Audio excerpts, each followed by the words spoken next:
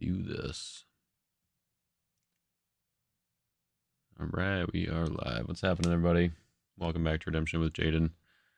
We are back with some more videos, right? Some more content, some more live content for you guys. Hopefully, didn't get tired out from last week. A lot of you were at Nationals, and that was awesome to see you all there. And if you weren't there, hopefully the live content was, at least gave you a little slice of it. But my friend John over here was there as well.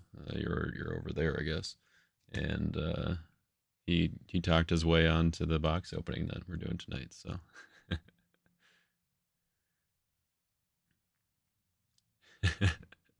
Unfortunately, little disclaimer: his audio is coming through just fine, it seems, but his video is being a little choppy, and nothing really I can do about that. So.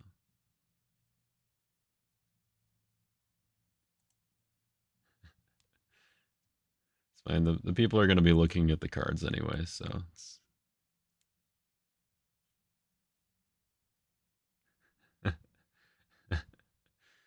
that's how they do it, man. But before we get into the box, I did want to talk a little bit about Nationals. Just overall, I feel like the flow of the event for the whole weekend just went fairly smoothly. I think some people were skeptical of like how are things going to go? It's a new location. He was one of them. And how are things going to go with just the new location, new hosts? So it's always a little bit of a see what we get, kind of roll with the punches. But there weren't really that many punches, and I think that it went fairly well. Obviously, there was a team of people who worked together to make that all flow smoothly with the judges. Jay and Ron did a great job, kind of making sure that we had everything we needed other than a place to sleep. Like I guess they helped out with that too. Getting people sorted and organized to make do with the lack of lodging at the church. But overall, it was a really great venue, I think, for the tournament. And I know I had a great time. I did happen to be able to fill up the belt slot here, as you guys can see. I left it open for a reason. We What? Are you just not even? Well, I don't. That's strange. Oh, I bet I know what the problem is though, because this happened at one point as well. All right, now you guys should be able to hear John. Testing, testing. Can you hear John? Test, test, test. I'm guessing the answer is yes. For but we'll wait Still for doesn't fix the confirmation. bad video feed, but At least they can hear you, even if the video feed is not up to par. But anyways, John hasn't been saying a whole lot other than that he was skeptical of. All right, good. You're skeptical of Nationals, and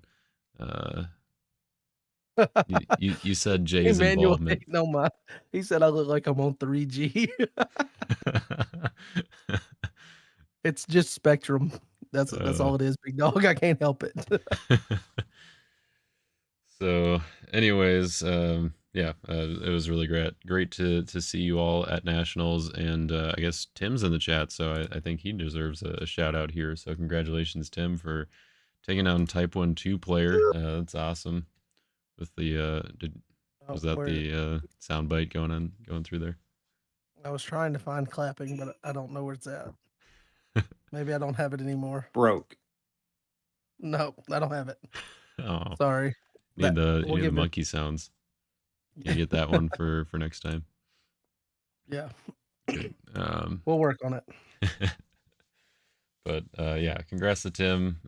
E-Man, you're hanging out with us too. Congrats to you for making Top Cut. That was pretty sweet. We were kind of fellow angel decks a little bit, although I was kind of more on the nativity side, but you had some gospel angels in there too, and obviously you were more focused on Daniel. And I feel a little bit bad for letting you rescue Daniel in both of our games.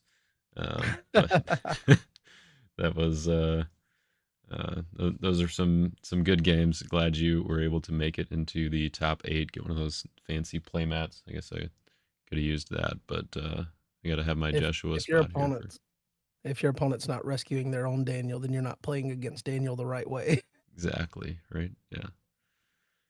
All right. Well, I'm I guess I don't really have too much else to say about nationals. I was kind of thinking about going into more of a breakdown of like the games and stuff, but I didn't really take that many good notes. I guess maybe the one thing that I should put out there is kind of like so one of those plaques back there is for sealed deck.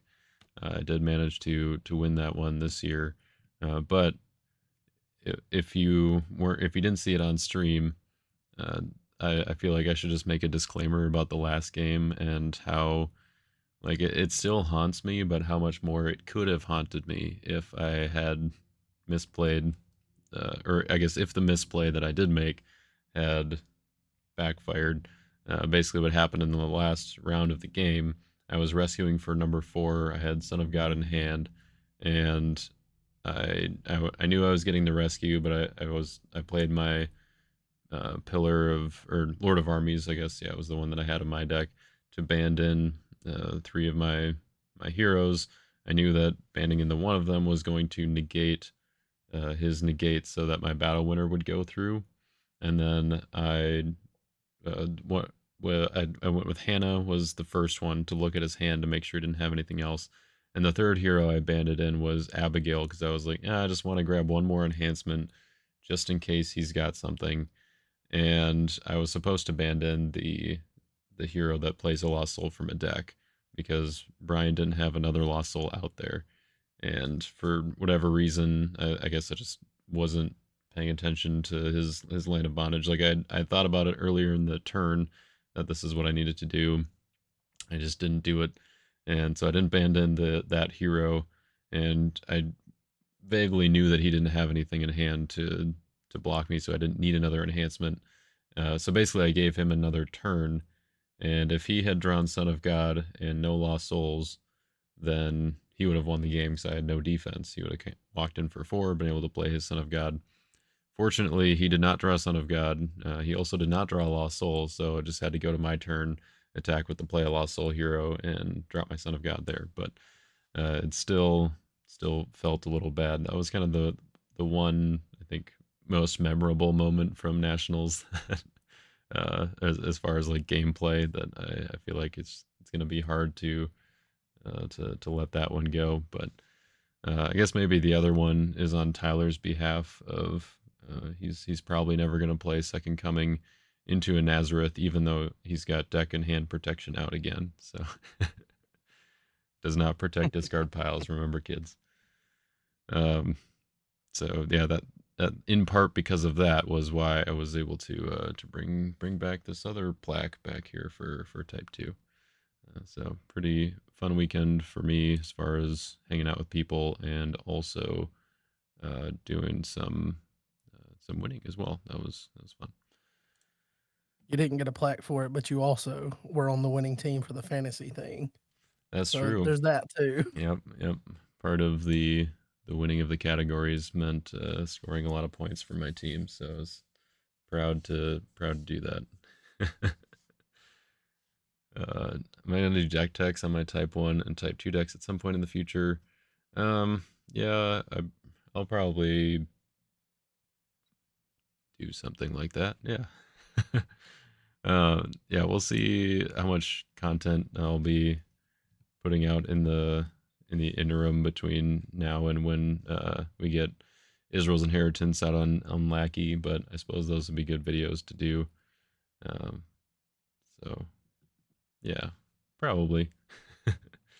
All right, for now, unless you have any stories from nationals, John, I feel like we can probably Um, go ahead and. I, I'm good. All right. I didn't come home with plaques like you, so I don't have all these fond memories. All Hey, I know want is to tell us that what happened in teams? I don't know, but the whole way home driving, I just felt Like, something was wrong for Emmanuel and John to place higher than me and me and Jeremy. I didn't realize that that was the case. They But placed 4th, we placed 5th. Even though we beat them 4-1, they wouldn't uh, just give us an outright win. They had to block even though they had no chance to actually tie or win the game. well, They just had to be like that. it meant placing higher than you, so So, I mean, yeah. So, it sounds like it was worth it. I no longer have a salt and pepper shaker. They're both filled with salt. Fair enough. All right, so let's go ahead and get into the Israel's Inheritance opening here, and I did find this shiny Promised Land. I made a trade for it on the way home from Yeah. Nationals. You're Uh, blinding people with that thing, I know, man. right? But it is And pretty it goes in cool. the Jeshua spot? Well, I'm just using that as a placeholder for. I mean, everything can go in the Joshua spot for now. Uh, you know, that just makes it so that I can put it in the right place where people can read the card. Now we're gonna I get some personally think my proper opening shiny is better ASMR. than your shiny. I think Abishai looks better than Promised Land. I mean, looks better. Yeah, I Maybe could you'll see that. maybe you'll pull one here. That's the goal. We'll try to get another one, uh, Fingers crossed another for any shiny foil, here, baby. 1 in because 10 odds I or, believe not all of the shinies that were calculated to have been in the Nats boxes have been accounted for, so it's possible we might get there. All right. yeah, I think he said there was at least 9, potentially 10 at Nationals. Okay. So, I think we've got like James 7 accounted for. I know Wild James Bill, had he 2 found a Promised shiny Land. captain. Jason had a Promised Land. Abishai for Tyler. Abishai that I have. You now have one of those, so that doesn't count. But Bill opened a captain, and I Yeah. think someone else opened a captain, which would get us up to 7. I believe there Okay. was 2 confirmed captains. So either a So yeah, captain or an 7 to Abishai if they're evenly distributed. So that would be cool to find one of those in this box. For now, we've got Holy Ground as the rare. Negate evil card, protect Joshua heroes from the next evil card played in battle. Cannot be prevented. Seems like a card that works well with Captain. Maybe go in a Daniel deck or something. Protecting King. You may draw 2. You may reserve your hero to protect this card from OT heroes and OT lost souls from rescue. Cannot be prevented. So we're getting a lot of the new protect stuff from Moabites. CBP, got drawing. I Reserve your hero hate to be corporate the bearer of tokens. bad news. Someone said that we had 7 before the 2 captains, which would make 9. 7 before the 2 captains? I don't remember that. Like, Oh. it Hmm. must the market must be moving faster than I can. All right. Well, I guess So if that's I'm. the case, then you're hoping for that 10th one to be in a box from Nationals. Well, sorry, buddy. I'm not gonna open the rest of the box. Then we're just gonna call it here. No. Adino Spear, select up to 1 or 2 if used by Adino. Draw 1, discard an evil character from a deck. So you can do one or both of these options if used by Adino. I like the way that they did those spears. I think they turned out pretty cool. And Intervening of Prophecy. Look at the top 7. Take up to 1 good card. If used by an OT Prophet, you may underdeck this card. If only it was top deck, and then you could drop back with Joshua like Eyes to See. Hey, there you go. You still have the 1 territory class enhancement limitation, so, you know, that's wouldn't be too OP. Yeah, I think there's a couple of cards in the Prophet like suite of their theme or whatever that looks at the top cards and takes. Yeah. So I guess maybe that's kind of one of the built-in uh, mechanics of that theme. Yeah, that sounds about right. Kind of a ends of the earth sort of thing. Originally, I guess it was more like ends of the earth, where in playtesting it was reveal instead of look. But I think they were thinking that that takes a little bit too much time. But I was looking forward to doing like a Prophet's Nazareth deck where Nazareth stops to Mm, look and search, but doesn't stop reveal. I thought that would have been kind yeah. of cool to be able to work with that. All right, so we got Deborah the Victorious. You may take a good OT card from reserve. You may draw two or exchange this card with an OT green human or a judge's human in territory. She does a lot, and she's pretty good, I She's think. pretty awesome. Yeah, definitely going to make profits, put profits on the Hey, map, I there's one of guess. those weapons. David's Chariots, one of these weapons. What do you mean? I was excited to open the purple stuff, so Oh, I was excited to okay. see the new weapons and what they did. Gotcha. Yeah, David's Chariots. It's kind of a chariots for heroes, except it doesn't play an enhancement. But again, an evil card. If you have not drawn or not used a draw ability this turn, you may draw X, limit 2, which is the number of your OT purple weapons. So that will be at least one, because David's Chariots is itself an OT purple weapon. Unless unless the bearer gets converted or something, I guess. um, but yeah, I like that. Works in special initiative, and then you can leave it on for later stuff. Get some drawing. Now, now this one, I feel like the AI art might have let us down a little bit. I know they're supposed to be running, but they look like it looks like Like The a Walking Dead kind of. yeah, like does dude really have a leg or is it lifted in the air? I'm not sure. Is that like his foot coming out on the other side a little bit? Which Yeah, I means that he would be think running so. like pigeon toed. He's running real That's fast. just I think the AI got away from him on this one. Yeah, I mean, I still think it's pretty cool, and it's one of those card names where it's like, wow, I gotta read that Bible story again, because like swallowed by the forest, like Second Yeah. Samuel 18:8. If anyone wants to go check that out. And slaves to Eglon. I believe this one was spoiled. It's kind of a scattered capture kind of thing. Capture all heroes in battle to a player, cannot be negated if used by a Moabite, and more than one hero is in battle. So it's Yeah. So scattered, no if you straw. yeah, you're using Moabites, you're already gonna have that covered. And then it's just a scattered CBN ability if you have two or more opposed. Yeah, and it's just another. But it cuts out brigades, which if instead of running scattered, you could run this instead, and you're cutting down. Even scattered sheep, you cut down a brigade to just run this one mono Right. gray. Yeah, and you also get the synergy with like some of the Syrian capture stuff, like play a capture Hmm. enhancement, and your capture stuff is CBN, so it doesn't even necessarily need to be played with Moabites. But Now this the guy right here. victorious being. This guy seems pretty good. It's a 2/3 angel warrior class, which is notable. You may draw one and exchange this card with a single brigade judge or profit from deck or discard pile. Um, so it was actually pointed out to me in a DM recently from Card Game Fanatic, everybody's favorite angel player, and he was he realized that Messianic Messenger, single brigade prophet. So you can do the Daniel, Michael, Captain, Victorious Being to exchange to Messianic Messenger, Band of Gabriel, and then that opens up your Gospel Angels. Go to Legion of Angels or whatever. It Resurrection would be Revealers him. also a prophet. So what were you saying?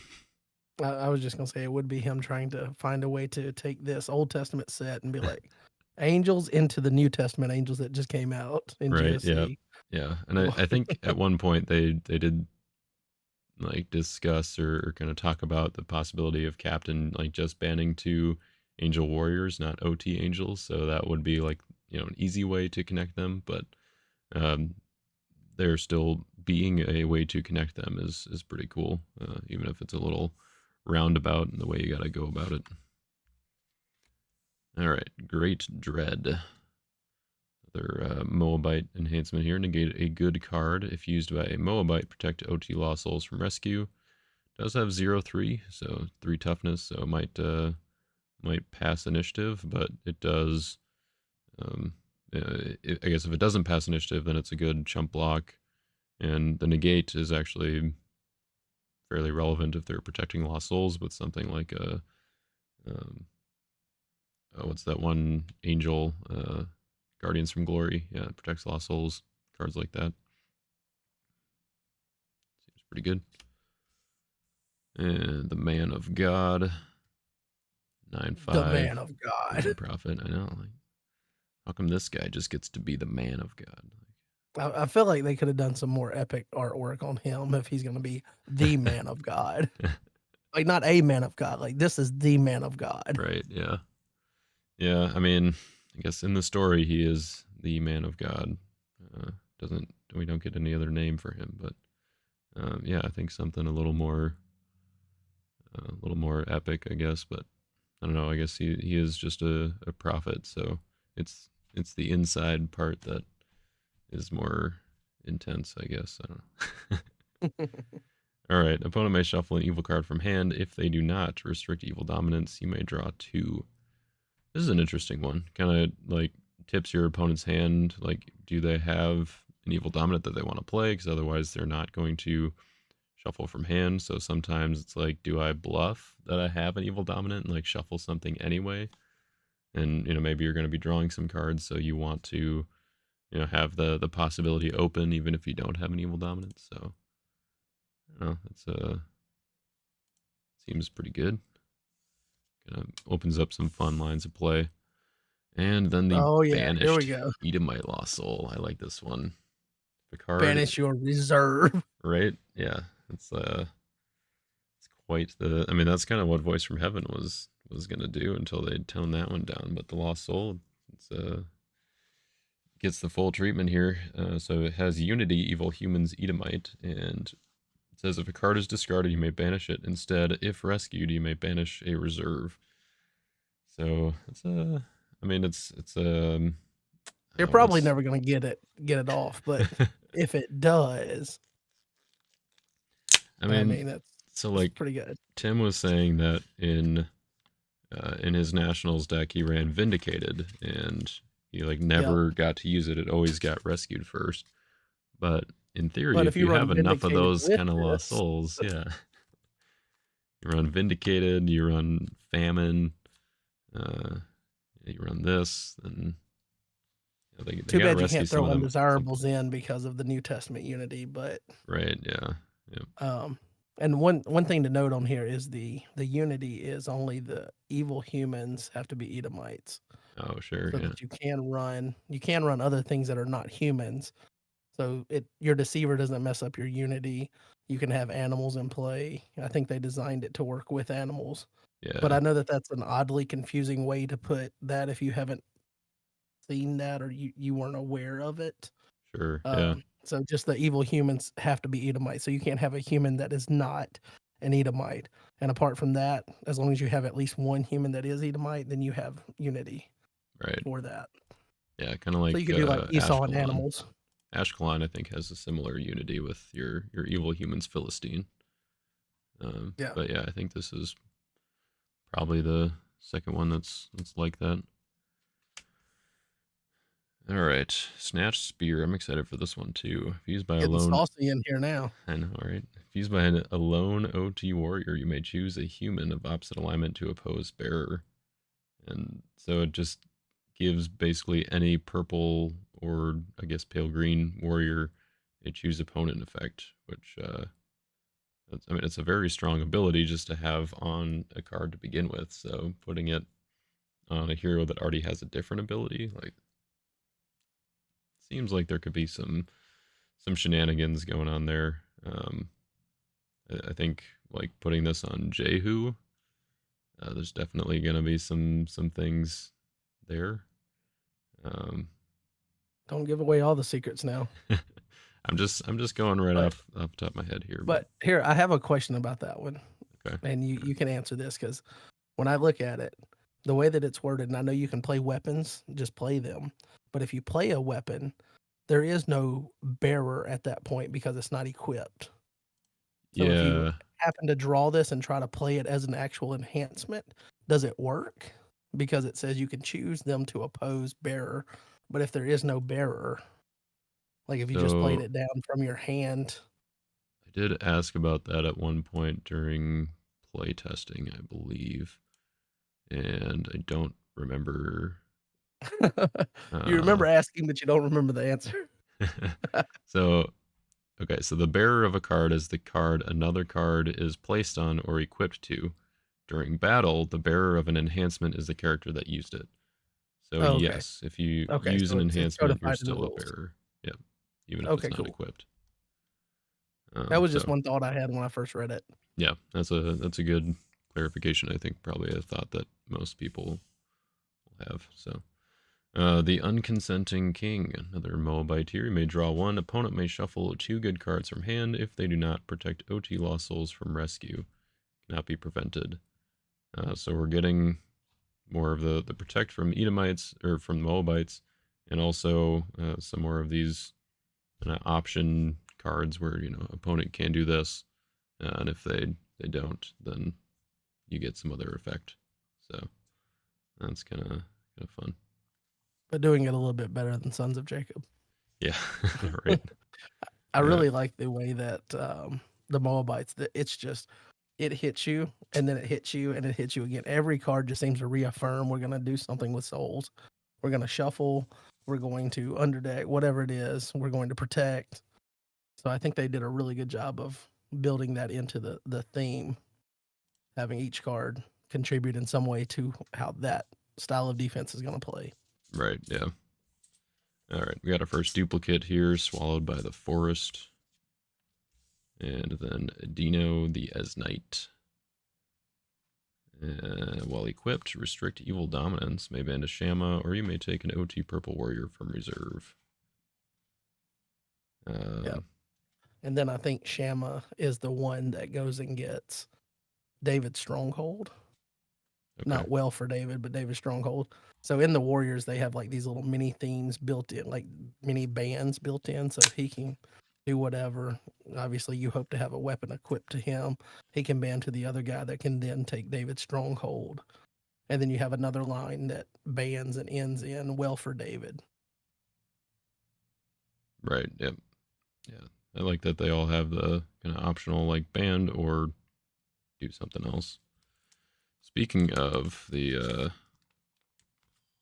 warriors here, no, that was the one I already had. We got Benny. Woo. Hey, The yeah, ultra rare that could have been, but was not. that should be one day. Maybe we'll get a Come on, promo Nat's for him. promo, baby. Nat's Right. promo. Yeah, I mean, it didn't take long for Harvest Soul to get a promo at Nationals. that's Maybe this true. guy can get a glow up at Nationals next year. Yeah, I think that would be pretty sweet. Get the full art version, just like those sleeves. Hey, and I do have some of the sleeves. Oh, nice. I paid way We're too much money for sleeves.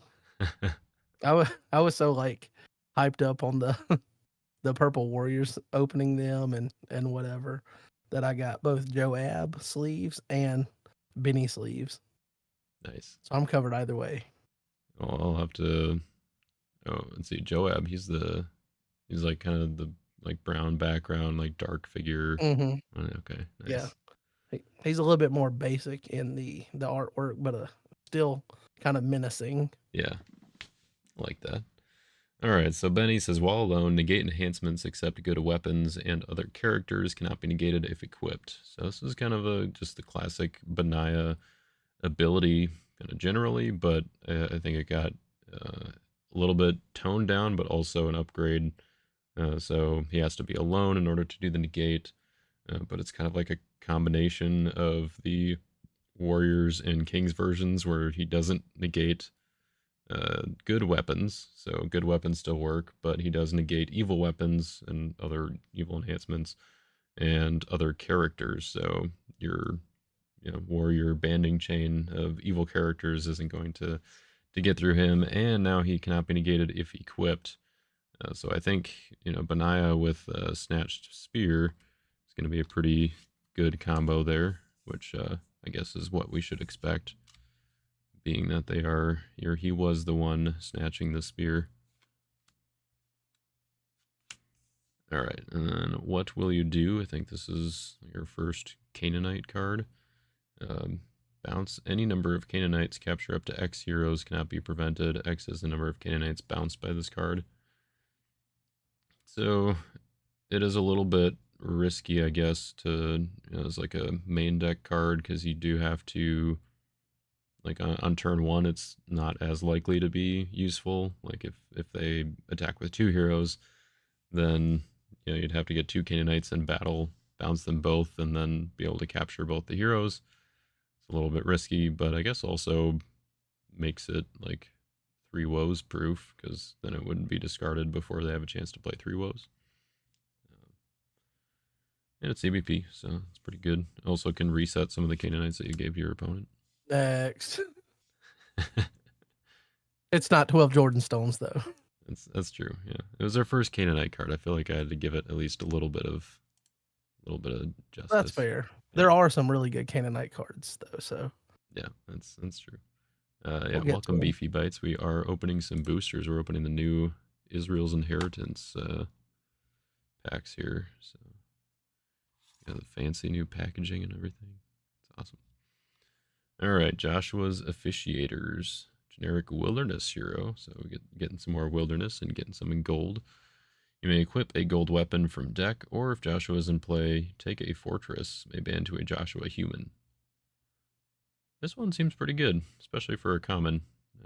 Equipping from deck is fairly strong. We don't have that many Joshua weapons in rotation, or I guess gold weapons in rotation, but like Ehud's Dagger, it's decent. I'm not even worried about taking the weapon or equipping the weapon. Okay, yeah. Take a fortress though. Take a Herod's Temple. That seems pretty I mean, good. that seems relevant. And then hopefully with you being able to ban to a Joshua, you're going to continue it to where they're in that situation where do I want to actually spend my resources to negate that card to get my fortress back, or is it worth trying to win the battle instead? So right. you put a little bit of that, Yeah. Not only you put them in that pivot position to where fortress or win the battle. Yeah. Yeah, and then, it's equip. That's the good first turn ability, and then the take is good for the second turn once they get some fortresses down and you have some more dudes to ban to. Joshua's Covenant. You may add a good Joshua card from reserve to battle. And the artifact side says you may exchange a card from hand with a Joshua card from deck. So the enhancement does give you some card advantage, I guess. You get some selection. Taking something from reserve can be a hero or an enhancement. The artifact is kind of a 1-for-1 trade, a card in your hand with something in deck. But I think that it will still be useful because of cards like Promised Land. At least I was thinking that was a way that I wanted to use this, was just another way to get Promised Land out of the deck, especially if I happen to get Promised Land back into the deck for whatever reason, and I want to put it back in play. I'm excited about that. It's a good Book of the Covenant target from reserve. Okay, so I should probably know this off the top as much as I've done Redemption now, but does take require it to be your opponent's card? It requires it to be under your opponent's control. Okay, so you couldn't just come in with that one guy and just keep taking your own Promised Land to play it down afterwards. Okay, correct. that for balancing purposes that makes sense, but it just it's a good clarification. All right, another Canaanite card here, Tower of Thebes. Check Canaanites in territory from harm. Each upkeep you may take up to X OT black cards from reserve. X is number of players who control a Canaanite you own. Yeah, it's kind of worded a little bit weird, but it works kind of cool, I guess, or well, works coolly. Is there an adverb for cool? Going to grammar video now. But so basically it works so that as long as you control a Canaanite that you own, you get to take at least one OT black card from reserve. Once you give one to your opponent, then you can do another one. If you're playing teams, I guess, and you give one to each of your opponents, then you can do that. If you're teammate can borrow one somehow, then you could take up to 4 in one upkeep. Seems pretty good. And then maybe your teammate would be able to do the same if they own some Canaanites that are around the table. So, Uh, yeah. I don't like tower cards. After getting Jerusalem Tower used against me, I'm just any card with tower in the name, I'm over. Kind of would I mean like it would have been cool if they had a similar effect as the old tower that negated heroes if it was occupied, but I think that getting them some reserve access is good for Canaanites too. Here's another what will you Yep. do? A duplicate What there. will you do with all these duplicates? What will I do? I mean, hey, at least that's a card that I would maybe use 2 of in type 2 for Canaanite defense, so can't complain there. This All guy's right. pretty good. The Lord's Army. 10-9, protect lost souls from evil cards, restrict evil dominance, cannot be prevented. So this is where you'd want the negate an evil card, or negate a good card, protect lost souls from rescue, kind of thing, that Moabite enhancement. You want it for this guy. But yeah, this guy seems like a good one to end a Joshua Captain band with. Getting the protection and the restrict on the evil dominance. Like that. And refusal of entry. 1/5 gray evil enhancement. Opponent must underdeck a good card from hand. Moabite may ban to up to 3 evil characters. Oh, so this doesn't even have to be like Moabites. You can just ban to any 3 evil characters. Yeah, Uh, I think I think the Edomites have one like that too, to where you can oh it's yeah, just yeah, 3 evil characters, so you get to take your opponent's evil characters no matter who they are. It's not like male, it's not human, it's not OT, NT, just 3 evil characters, which I thought was kind of I mean, it's not I don't wanna say it, like, goes against the design philosophy that they've had lately, but it seems to be a little bit more open than what they've had yeah. recently. So it was like I had to do a double take and reread them a couple of times. I was like, okay, I'm just taking anybody. Yeah, I mean, so it has to be used by a Moabite to be effective, but yeah, it opens it up to using your opponent's defense. And it seems like you could put on a lot of hand pressure with this card if you ban to like the Moabite camp and some of the other Moabite cards that are targeting your opponent's good cards in hand. So you could just ban to get bigger numbers and then win the battle that way because they You just could don't have anything left to play. you could also just ban to your own things and have like the Moabite character that does something with like up to 2 souls, 2 OT souls, and then you could protect souls. So if you only have 2 or less or whatever, you could like protect souls 2 different ways. So if they Oh, find a way sure. to negate one of them, so you could do that if like because we're still in a I guess people playing in a certain way to where they're not trying to put down a lot of evil characters because they're worried about AOC and things. So, Mm-hmm. I mean, you might not have a lot of targets on the other side of the board, but just being able to band to your own and layer some of those soul manipulation abilities could Yeah. probably get you a block. Right. Yeah, they have to decide like, okay, do I negate the band and the underdeck of whatever good card I had underdeck, or do I negate, try to negate one of the protect abilities?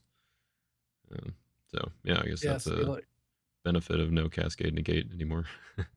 this is one of the guys that does something with up to 2 um, OT lost souls. Okay, so yeah, it's the Sons of Ariel. If you control another Moabite, you may top deck up to 2 OT lost souls. May ban to a Moabite warrior, regardless of protect abilities. Huh. So he's kind of like So the like Annis the Elder of Moabites, I guess. yeah, being able to get through like soul protection Yeah, to put 2 souls up. right. And also, notably, Another preserve knock meat for Guardian colossals. of your souls, regardless of protect. Right. Yeah. This is and notably they don't have to be meat colossals. So and you're putting them on top, so you're Yes, going to redraw them, but that means you get to re-trigger your cycle souls or yeah, you're something like disoriented that. to negate something else or Ooh, yeah, right. Yeah, yeah, you can top deck something, ban to a Moabite warrior that bans, and then or that draws, and then you can just draw them right back into them. So, what do you think? Are we going to see Remnant back in the Soul cycle? You know what? I was thinking this year at nationals, like at least playing teams. I was like, it wouldn't be bad to have remnant in my deck at Yeah, certain times. right. Let me go ahead and get that out and take one of their Jonas sitting in territory or something. Yeah, just for the Babylonian merchants. Yeah. All right, we And got first dual alignment enhancement. Woe to Gmosh. Withdraw all evil characters is the green side, and then the gray side. You may take an idle or an OT gray card from reserve. Oh, and that's territory class. I was gonna say like that seems kind of wimpy for a 3/3 enhancement. That's probably just gonna pass initiative, but it is territory class on the evil side, so you do not have yeah, to play it in battle. So I like that. Good flexible card, good with good for draft and that kind of stuff.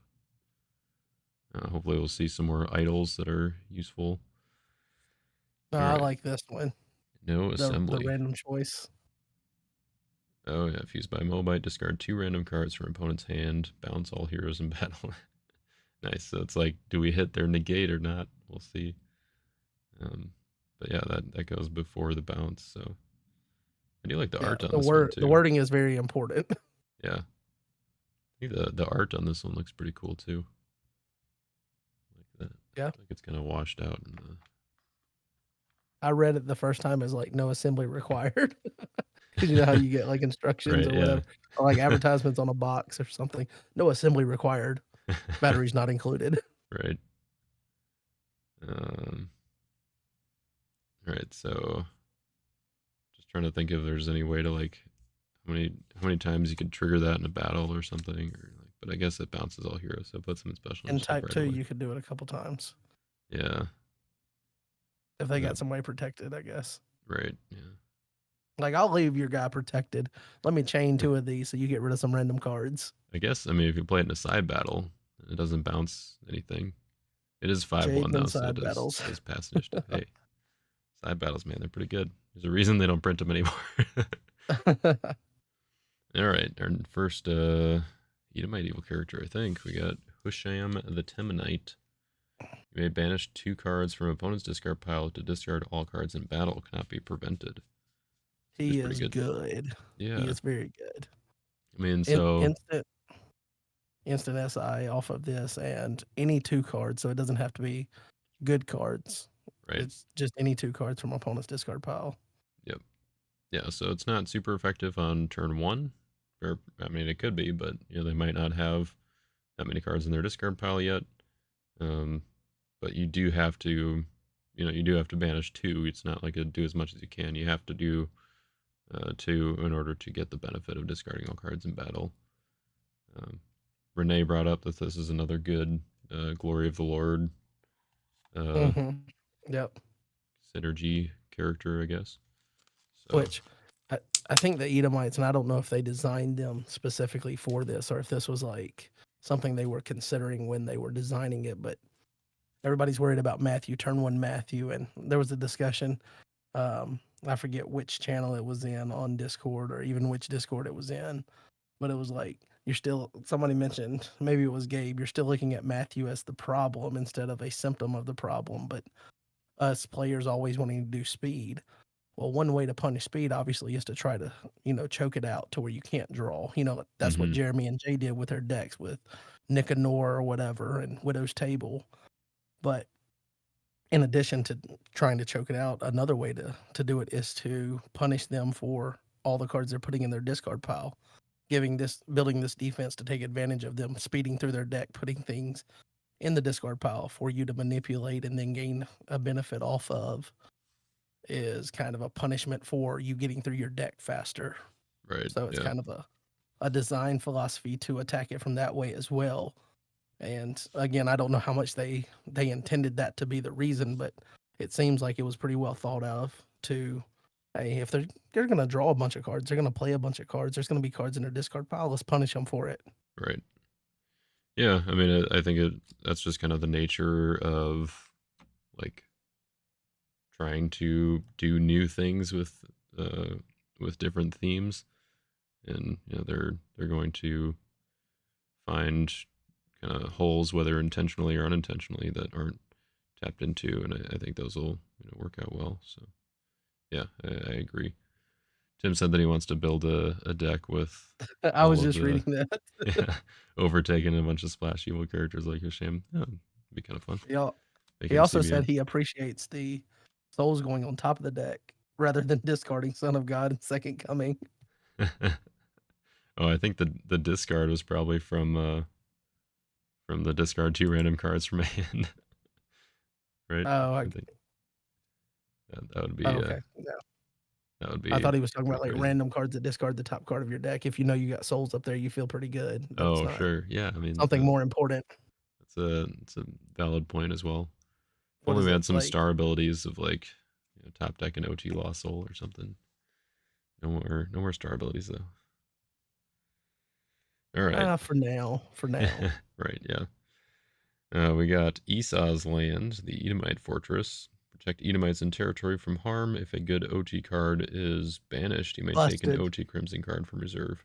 This thing's busted because it like that stacks right. So Right. I can banish your discard pile. There was four. I get to take four good, well, not four good, but four potentially battle impacting enhancements from my reserve at one time. So now you know I've got this firepower you have to get through. Yeah. I That's uh that's I got a lot that's of value with pretty this good. card in playtesting. Yeah. And then the fact that That's you're fun. protecting from harm, like obviously you need some kind of ability to do that so they don't manipulate your evil characters. Maybe it saved you from an AOC that wipes them out. Right. And on top of that, you're getting this benefit that you can do multiple times. Yeah. Like if you don't hit for all four or whatever, that's fine. Every time you get rid of a card, you're getting an enhancement from reserve. Yeah, and I think the other thing is like this doesn't just trigger while you're blocking or like during battle. So if you play an enhancement like Feast of Booths that banishes cards from your own discard pile, that might only banish evil cards. I don't remember, but either way, You like have even if you're banishing from your own discard pile or whatever, or maybe you're playing Called to the guy Prophecy that bit. that What's the banishes one guy itself. that there was the one guy I said I like the way he was built because you banish a card from your hand to get his benefit. So you banish that card to pay his cost, and then this triggers, so you go to your reserve and get to replace it. Right. I mean, that's pretty good. Yep. And then I believe that guy negated enhancements and other characters or something like that. That was the Oh benefit yeah, for yeah. banishing the card from hand. And then you get to grab potentially a CBP enhancement that you can play through him. Yep. That's pretty good. Yeah, I think this is definitely go in with the Edomite defenses there. Which I mean is good. I'm glad that they've made the protect fortresses worth playing other than just protecting. But Rob said, "How many cards did you banish from him in play testing?" He thinks it was 23, including 4 dominants. that sounds right. Yeah, I'm gonna have to see if I can upload Did those you finish videos the now. game with Terrified Chiefs? I don't Terrified even. Chiefs will be 23-23. I'm gonna negate other cards in battle. that Like that was dude is insane. yeah. I think some of the cards got toned down after after some of that testing, but it was a good time. So I guess we Edomites and can't blame him Posties, for we'll that. see. Speaking of Edomites, this card, um, I think it changed a bit in play testing, got it toned down a little bit, but I think it's still pretty good. Selfish Belongings, an artifact. If you control an Edomite, you may discard a good enhancement from a deck. If attacked, negate a good card this turn. So it's kind of like the Egyptian Curse, the one that discards a top card of deck, except you get to select what card you want to discard. It has to be a good enhancement, though. But that if attacked trigger is actually, I think, I don't know, it's kind of like the, Anti-Herods, baby. Anti-Herods. Oh, well, no. This is F attack. Never right, mind. yeah, it's kind of the, So, it's yeah. the David's Harp equivalent, I Okay. guess. Yeah, that's the equivalent. Yeah. Uh, so it's, they come out with a strong angel or something, like, just pulling out an example, you can just negate it right away, or you can negate their Herod's Temple or negate their, hand protection or something, and and it's if attacked, so it's before your your block. Yeah. Nice. All right, Iron Chariots. The He's got to go Canaanite pee. chariot. He's yeah, trying to make it to the bathroom. That was me 12-hour road trip back from Michigan. I think I can make it to the next exit. I think I can. Yep, yep. I did indeed make it. Thank Nice. thank the Lord. Accident free. Yeah, accident free. Yeah, proud of you. It's good. That's a Thanks. long way to go. All right, negate a good card. You may draw X limit 3. So that's X is the number of Canaanites you own in opponent's territory. So I think because it's a little bit harder to get that X than say something like a number of OT purple weapons you control, then they put a limit 3 instead of a limit 2. So that's kind of cool with a repeatable draw for them to allow you to do that. Yeah, I think you're starting to see a theme of the Canaanite enhancements, even though they might be good enhancements, like do something that's worthwhile. They do take a little bit of setup, so I think that's going to be the defense that people might be excited to play and whatever. But I think that's the one that's going to take the most work to maximize the payoff, and Right. Yeah. so it feels like that's probably going to be the one that gets the least play out of the gate because of that. Yeah. Yeah, that could be. I think it's tough to get the value of like giving them cards, but then also being able to use the other half of your defense for yourself to get the value from it. But I do Yeah, think they made like that was something that we kind of talked about in playtesting, and I think that we got a good uh, kind of bounce back, I guess, of like, okay, how do we make sure that these characters aren't going to help our opponent that very much, and then also that we can reset them to reuse them, kind I of as remember at needed. Classic Weekend. Classic Weekend, I was playing a playtest game Yeah. against Gabe, and he had put someone in my territory, and I happened to have black enhancement, and I was like, "So you gave me that guy, so I'm good to just block with him. I can use him for a body." And he was like, "Well, maybe we." And he wrote down some notes in his on his notepad. He was like, "Maybe we don't want to give you just an insane benefit for having him in your territory." Right. Yeah. Yeah. I So was now like, it's "Okay, like give a that sounds Canaanite about you right." own, or it's like, yeah. Well, the crazy thing was in the moment, I didn't have an evil character, so I was able to at least battle. I don't remember if I won the battle, he won the battle, but I was at least able to offer resistance just because he gave me a Canaanite. Uh, yeah. That's So, nice. So generous. Then yeah, next so we got generous. Azahel, swift-footed. You may exchange this card with an OT purple warrior from deck or reserve. Weapon remains and equips to that hero. Cannot be negated. So it's kind of like This a, guy is so stinking good. yeah. I got him. Well, actually, I traded for him with my opponent in sealed deck, and think I think I used him maybe twice, but like just having the extra like ability or an extra draw basically or card that would go to David, and also the purple warrior that the play a lost soul from a deck hero. Having the Yeah. extra access to that was pretty good.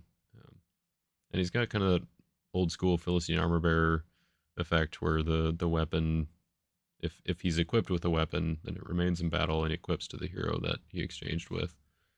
So I thought that was kind of cool. They brought that uh, So, like, for effect example, back. if he uses the one that's like David's, is it what, David's Chariots or something? Yeah. He gets to draw. So he would get to, so when he comes in, if you equipped it in territory, he would get to draw and then exchange, and then the guy that comes out would get to use the weapon as well. That's a good question. I'm not sure if the equip would trigger the weapon's ability again. I mean, because I know Armor Bearer can equip to himself to use like a draw two off Philistine Chariots and then exchange to Fikel in reserve, and then Fikel can equip the same one. But that's coming from two different characters having an equip. So I don't know if and really so I asked the question in that way, but if you can put a weapon on him, trigger the weapon, and then he can exchange to like a Jehu. Uh, I mean, It feels kind of important to know whether you get to trigger that weapon twice, but I don't Right. know based on the wording how that is. Yeah. Because then, like, if you equip to Jehu, then does that count as Jehu using the weapon? Right, that's what I'm Yeah. saying. Okay. I see.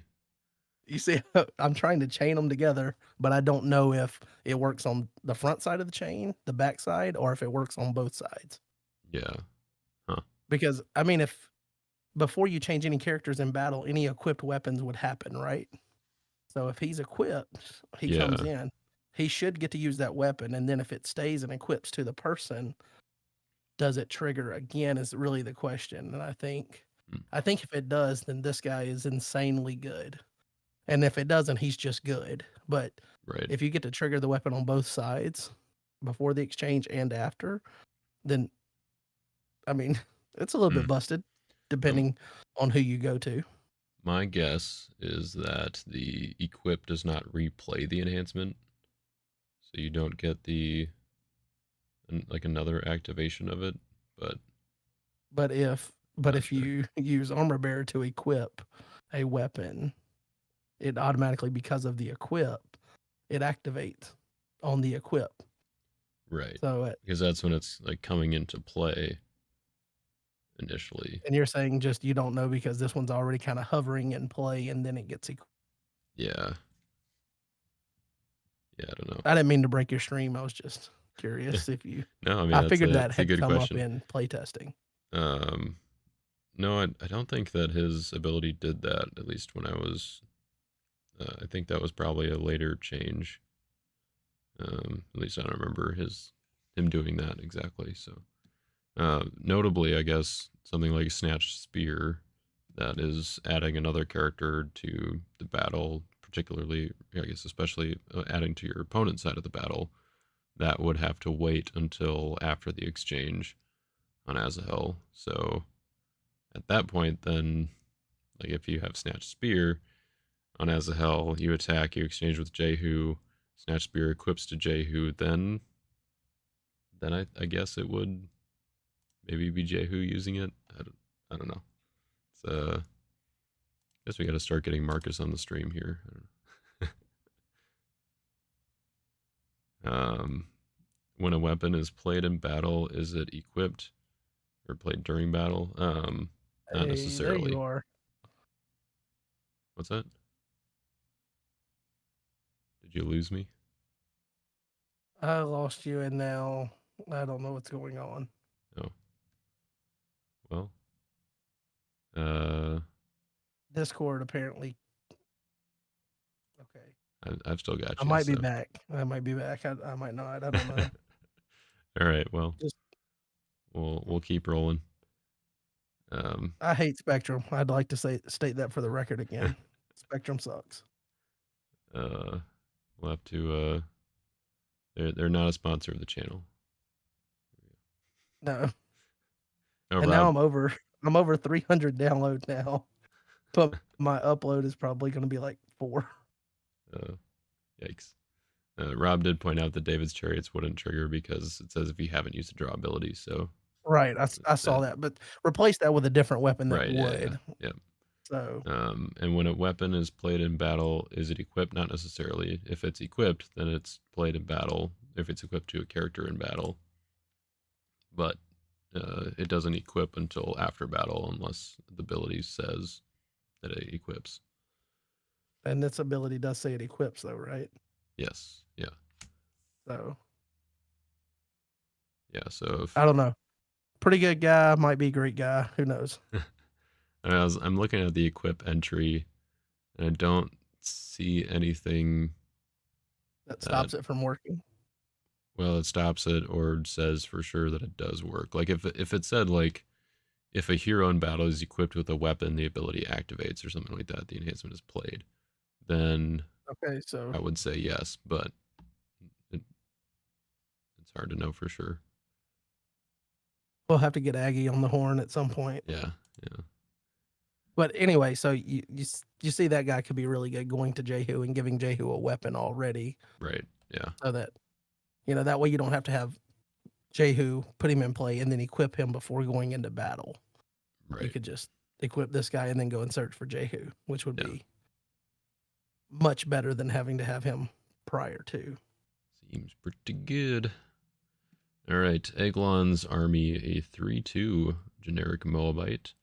You may draw one. If opponent has more than 10 cards in hand and another Moabite is in play, protect OT Lost Souls from rescue. And then you die. And then you die. You just let them go. Yeah, at 3/2, you love to see it. That's pretty good. Yeah, good chump block for Moabites. Gives you an extra card, and it's the speed bump effect. So I think that's pretty cool. Mm-hmm. Yep. All right. You do have to have another Moabite in play though, so turn one, it's not as likely to happen, unfortunately. Yeah. Have you noticed that most of these you have to have another of the same nationality or whatever in Yeah. play, which is almost like a pseudo unity. Like you're requiring them to be in that theme a little bit more than just I'm splashing this one guy, Right. which Yeah. is cool, but it's not so overbearing to where you have to have unity across your entire defense. Yeah. Yeah. I think if yeah, I think Glenn's army would be just a little bit too good if it was just that easy to splash. Yeah. But I don't know. Maybe people would see it coming and then just put some cards down. I like the way that they did the built in having to control another one here. Yeah. All right. Access denied. An Edomite enhancement here is Crimson 06. Banish opponent's discard pile. Just the whole thing. It's gone. The whole thing. And then if Which then you get to potentially trigger your Esau's land. right, yeah. Just get all those OT Crimson cards from reserve. You're gonna run out of OT Crimson cards in reserve pretty quick. I mean, if you do all 10 as OT Crimson cards, don't have a single battle winner in your deck. right. Um, all right. Then, if 6 or more cards were banished, restrict players from playing enhancements except on an Edomite. So, kind of a glory of the Mini Lord glory. effect there. Yeah, mini glory. Um, this one is interesting because it does kind of make you have to think about how you're playing the Edomites. Because if you have this one in your deck and you want to be able to use it eventually, do you banish cards early on for value, or do you make sure that you're like always leaving them with 6 cards in their discard pile, so that if you play Mask of Vanity, draw 3, and you draw into this, and you just banished their 6th card, so that you would only be banishing 5 with this, then you're kind of out of luck. So it is interesting just the way that it makes you play. But if you do say, I'm gonna banish your discard pile except for 6 cards on a different ability, they're gonna know what you're about to play. Well, yeah, yeah. So So don't be like, I need to make sure you have 6 tips your left. hand a little bit. Yeah. So Yeah. you have to make sure you don't telegraph it that way too. Yep. I mean, unless you just think there's nothing they can do, then maybe it's fine. All right. Fruit of the Land, a gold good enhancement, territory class. Look at the top 7 cards of deck. Take up to 1 good card. If used by a Joshua hero, you may reserve this card. So it's kind of the Joshua equivalent of what is it, intervening for prophecy or something of prophecy, something like that. Whatever that green one was. Yeah, that's so early on. Yeah, intervening of prophecy. Um, so look at the top 7, but then instead of going back into the deck, it goes into your reserve, which honestly is probably better that way. You can get it back and probably a little more easily. It's not clogging up your deck. And then Quake and Edom. Looks like we lost John, but that's all right. Take it from here. And he wanted to be on the live stream, and he just ups and walks away. Wonders why I don't invite him to these things anymore. All right, another dual alignment enhancement here. Another green one. The good side, discard an evil card. And evil enhancement is negate and banish a good enhancement. You may discard a fortress. So good battle winner, evil special initiative, and hit a fortress. Also involves music, which is kind of cool. I like the dual alignment stuff that involves music and lets you like recur your evil enhancements with music leader. So it's kind of fun. Sorry, I'm back. I didn't think I was going to make it to the next exit. Fair enough. I did make a comment though about how you're wondering why you don't get invited to these things anymore. Fair enough. uh, yeah, Covenant of Prayer might see a comeback. So You might see it come back. yeah, that's The the good players will have it. Trust right. me. If you're playing Edomites, that's the first card you want to look to banish. All Yeah. right, this one I'm pretty excited for. I think it's pretty cool. Arba Greatest Anakim. A 12/12 warrior class Canaanite giant. You may give your evil Canaanite to opponent's territory to negate good cards. If you do not, may ban to a warrior with strength 10 or greater. So this is the evil 24 elders, basically. Meet this condition, negate good cards. Your evil cards are still going to work. 24 elders does the negate evil and banned. This guy does the negate good or banned, but the band is a little more broad. Band to a warrior with strength 10 or greater. So uh, I think that he works well with just like a Canaanite's defense, but also you could put him into a Giants defense. And with the new Rafa making your Giants CBN, I think that's going to be pretty sweet to have a CBN negate good cards. It's like, Yeah. That's yeah, that seems interesting. It's also like his ability to give an evil Canaanite to opponent's territory could trigger something else within the theme, like a fortress, an artifact, or something. mm, I haven't read them all in great detail because that's not one of the defenses that, like, I've been Edomites and then the Moabites are the two that really piqued my interest. So I haven't read and tried to understand and put together all of the pieces of the Canaanites, but if you can give them an evil Canaanite, trigger something else, and you get the benefit of negating good cards, dude's probably going to be a pretty solid block for you, even though he's going to give up initiative. right. Yeah, and I mean like your giving is might not trigger something right away, but it will at least set up something like what will you do or your Iron Chariots or something. Yeah. All right, Nahiri the Beerathite. You may And draw. What's that? this is the card that is nicknamed Josiah for, Josiah Beers. Right, There yeah, you go. Josiah the Beerathite. Uh, all right, so you may draw X, limit 2, or negate an evil card. You may bounce a weapon in a territory and equip an OT purple weapon.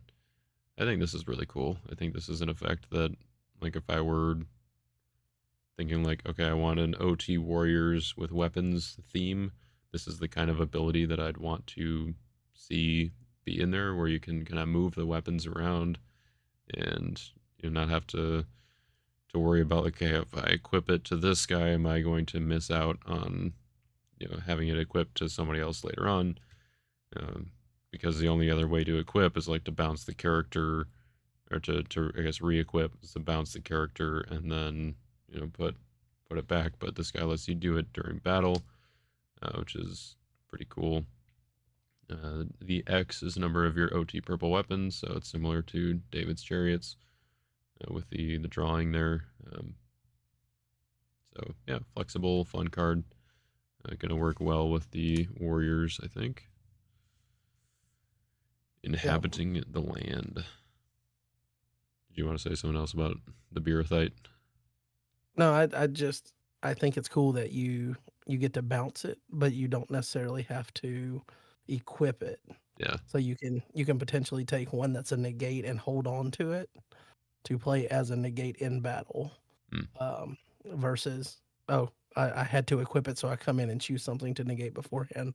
Because I feel like that theme's gonna struggle a little bit for actual enhancements that can stop something after it happens, because a lot of the weapons are preemptive. Like, I come into battle, I do them, or you run into a situation to where, like, we talked a little bit about, what is it, sling stones, to where it doesn't really help you out in special initiative yeah. or whatever. So being able to hold on to a weapon that has a negate tied to it is not bad, and it not forcing you to equip that weapon, like wording it in a way that the bounce is separate from the equip. I think it's pretty cool. Right. Plus, he gets low. He's got low numbers on like what is he 1-7? Yeah. Yep. So that's almost like what David Hard After God. So you get to potentially play something if you are playing some type of battle winner, and then you can have a negate backing it up that you bounced off of another character. Mm. Okay. Also notably, you could get a double weapon trigger with this guy because if you do Jehu with weapon on him, you exchange for Nahiri, then Nahiri can bounce the weapon that was on Jehu and There re-equip you it to go. Nahiri. So, So now you're starting to put it together for me. You build the deck for me, and I'll play it. all right, Okay. sounds good. All right, inhabiting the land, interrupt the battle. I feel like that's an ability that we haven't seen on too many of these cards yet. Interrupt the battle. Um, you may give your Interrupt the battle. So last year, right. You may give your evil Canaanite to opponent's territory to discard a good card, capture a hero in battle. Okay, so you can do the give, and if you do, then you get the discard part. But even if you don't have a Canaanite to give, you can still potentially win the battle here with the capture ability. So I like that. I like the flexibility. And Joshua's command: negate and discard an evil card. If used by a Joshua hero, you may take an evil card except a dominant from a deck. This is one of the ones that was spoiled, and I think that we actually talked about on the podcast, if I remember correctly. How we were like, that's right. it's like Amazing Faith light. Yeah, I think the uh, first thing was like Jake or you, one of the two was like, I don't think it would be busted if they let you take a dominant. yeah, And right. then it went into like a spiral of like what you could grab, most likely a crowd's choice and all of that. But we definitely had that long conversation about it. I don't know whether that happened mostly in the behind the scenes Discord or if it was like on the actual podcast, but we did talk about it ad nauseum, I think. Yeah, yeah. I don't know. I like it. It's it's still a battle winner, which Amazing Faith is not. So it's got that going for it. Well, amazing faith. If depends on the dominant you get, it Well, could be. yeah. And you have to use the dominant too. We Hey, but won't at least you rehash can the whole take thing one. here. All right, Zabul the Fraud, a Canaanite, notably with strength 10 or greater. You may draw two. You may give your evil Canaanite to opponent's territory to convert a hero to a good brigade this turn. Uh, this one's pretty cool. It's got big numbers and also has some battle winning potential just by his ability. But also, when you convert the hero, you don't give them special initiative. So it's kind of like the gold shield uh, effect, I guess. Yeah, I like that. And the begrudging king, Edomite. A king. He's pretty good. You may draw one or protect this card from heroes with strength X or less. You may play an Edomite from deck, cannot be prevented. X is the Yeah. number of cards an opponent's banish pile. So you banish stuff before you play him, so that you get the strength X or less to be a bunch. Gotcha. Yeah. Yeah. I Yeah. mean, if it's like 3 or less, you're probably not getting much benefit from him, but if you play him mid-game where you've gotten, like, 8 cards over there, Mm-hmm. that's probably worthwhile. Yeah. And if you put that in an overtaken deck and make him CBN, I pretty feel good. like Overtaken could be insane with the defenses that have just come out, Yeah. like the different cards. Right. Yeah. They don't have the modifiers baked in. Well, I guess this guy's CBP. There's a lot of CBP stuff, I guess, but get that sweet CBN. But I don't know. We'll see if Overtaken actually gets to justify it at the spot. This card right here, I think, is my favorite This one purple seems real purple good. enhancement. Being Yeah. able to negate a card and then band up to, and this is what we talked about earlier, Mm-hmm. 3 heroes. It doesn't matter who, Yep. like, they're playing New Testament, baby, you're able to get that in there. Yep. You're New playing against somebody that's Testament, playing some Angels. weird. Yeah, like if you're playing against Robin Dermo and he's trying to do Infinidab and he's got a couple of the pieces but not all of them, I'll just go ahead and take those pieces and we'll bring them in. It doesn't matter who you bring in, and I think that's really cool to have it tied onto a negate. Yeah. Interrupt the battle might have been a little bit better, but negate is okay too. Yeah. I mean, and it's negate a card, so you can negate their wall of protection, make sure that you can ban to their stuff. Their Heritage Temple, Yep. and then ban to their stuff. Yeah. Yeah, it's insane. I like it. So yeah, You could just to even actually read it. Negate a card, OT Purple Warrior may ban to up to 3 heroes.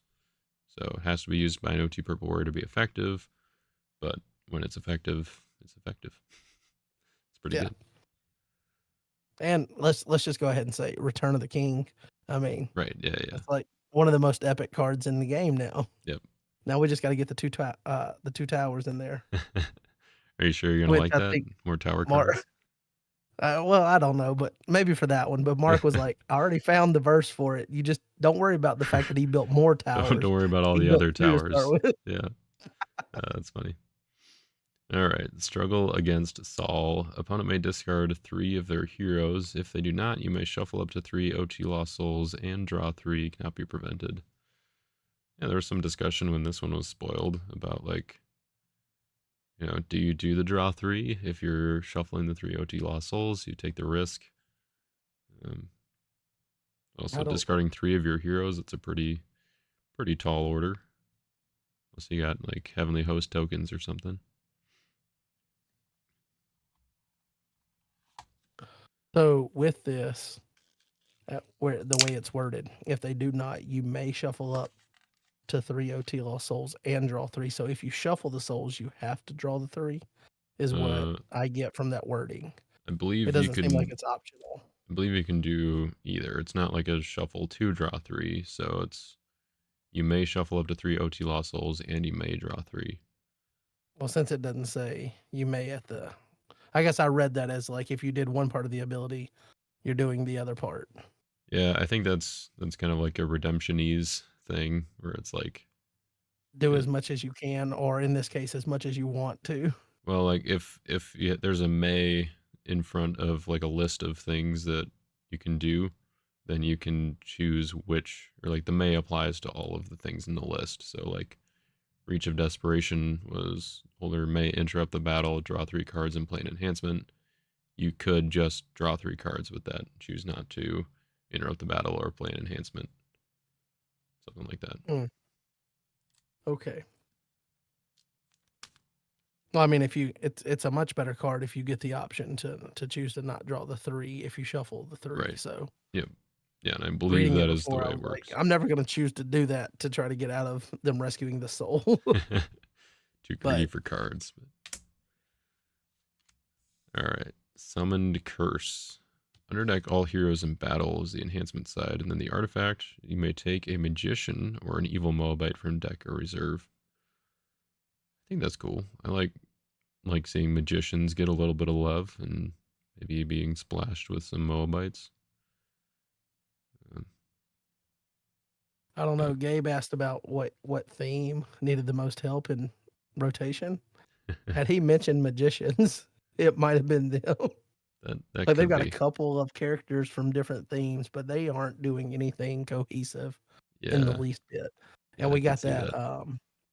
We got what Magic Charms back, and it's like nobody's ever gonna play that card Yeah, unless something else comes out to make it worthwhile. But in the current state of the game and the way that that card's worded, it just doesn't offer you a benefit to run. right.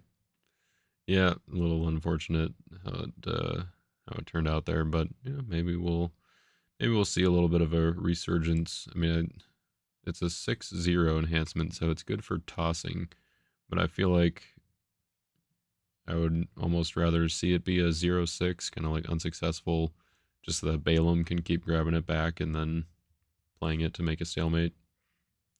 Seems like it should work well with Balaam, but uh, I don't know. I guess it's more about Balak and the Edomites, or like it's yeah, it's referring back to the story of Balaam. So yeah, I don't know. Should do that. Oh well. Joshua's sword. Here's a gold weapon for you. You may draw 1 if used by Joshua the commander. You may discard a card except a character. Dang. That Just is pretty good. just go ahead and snipe a fortress or an artifact or a three woes. Forget Brian's Joshua being able to underdeck things. This weapon makes him go out there and destroy things. Right? I mean, Your yeah. shield Oh, and and it set does say, aside. Oh, I can default target it now, so it's gone. and they couldn't just leave it if used by Joshua. They had to specify if used by Joshua, the commander. So Which I mean, sorry, Brian. doesn't that wouldn't that work for any version of it though, or would it the way redemption naming rules? Oh, does it? Oh, yeah, maybe.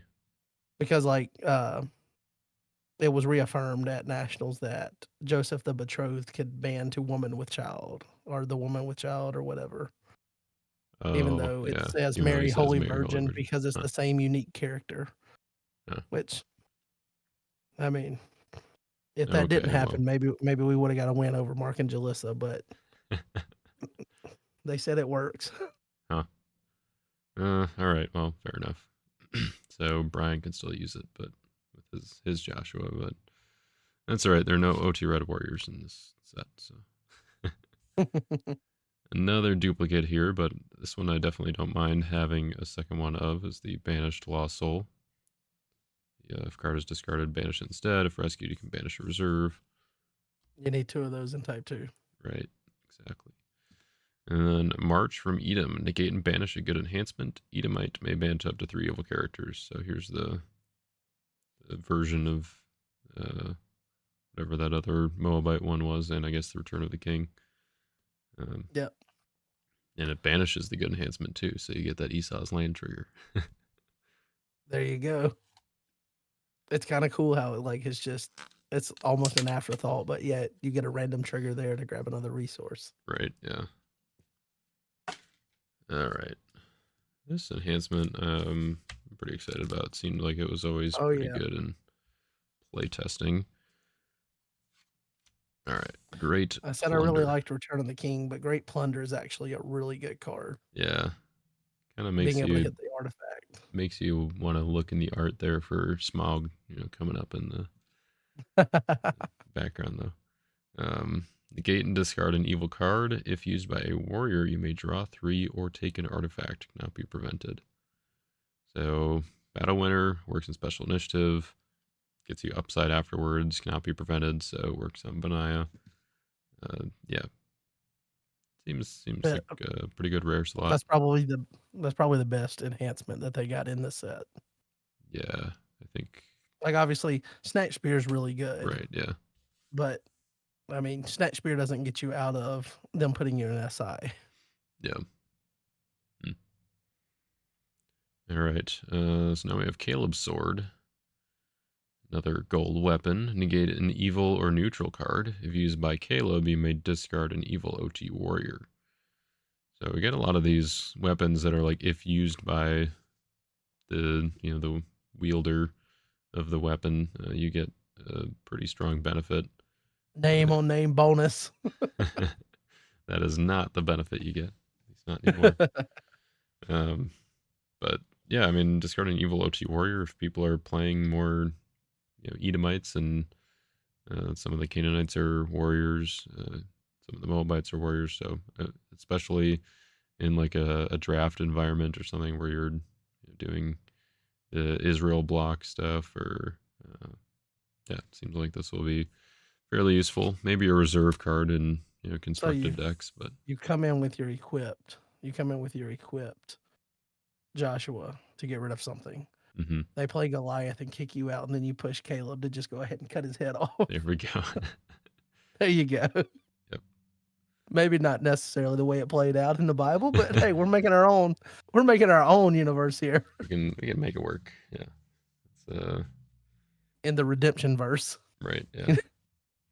Redemption multiverse. All right, another woe to Gmosh here.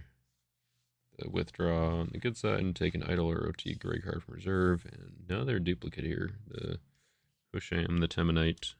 You don't mind that one though. Yeah, if that you're one building a type 2 deck. he seems okay to have an extra of. He is unique though, but he does take himself out ideally, so we'll be okay with that. Still have not found that elusive ultra rare. But How this, insane do you think Terrified Chiefs are gonna be in Type 2? Like, late game Type 2?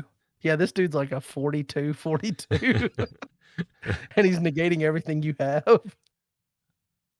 be pretty good. Yeah, I gotta use him with like Coliseum or the Cross and toss all their CBN stuff. Get some of Yeah, the CBP enhancements. that's crazy good. I was thinking 20 in Type 1 is crazy, Right, but then yeah. I forgot about Type 2.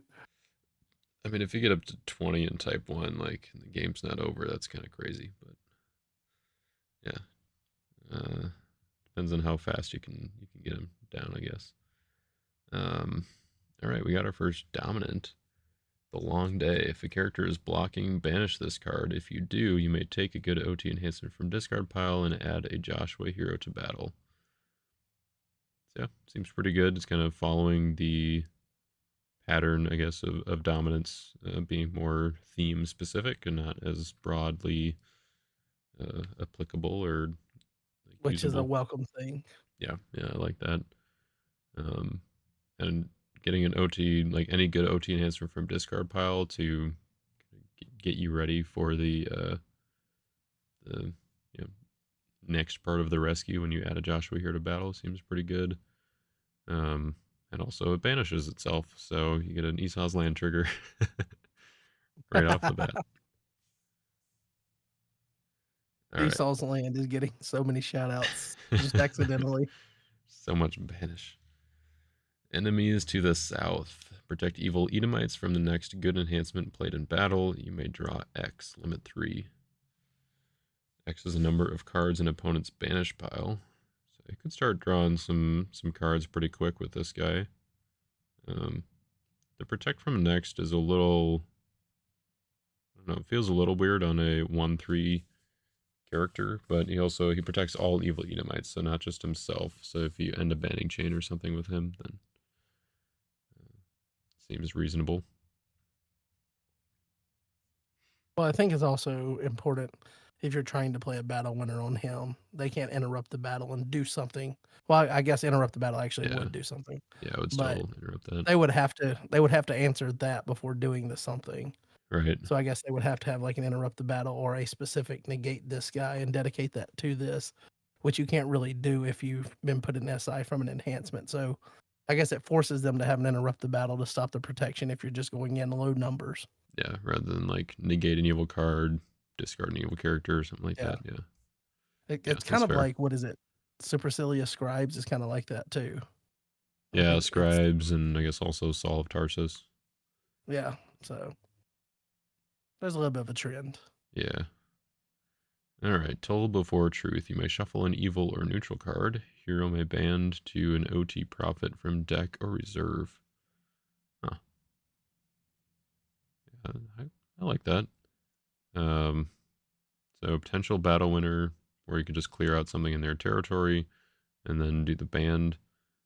You could play it first, see if the battle winning part actually goes through, shuffling the evil card, and then if it does, then you can get some value with the band there.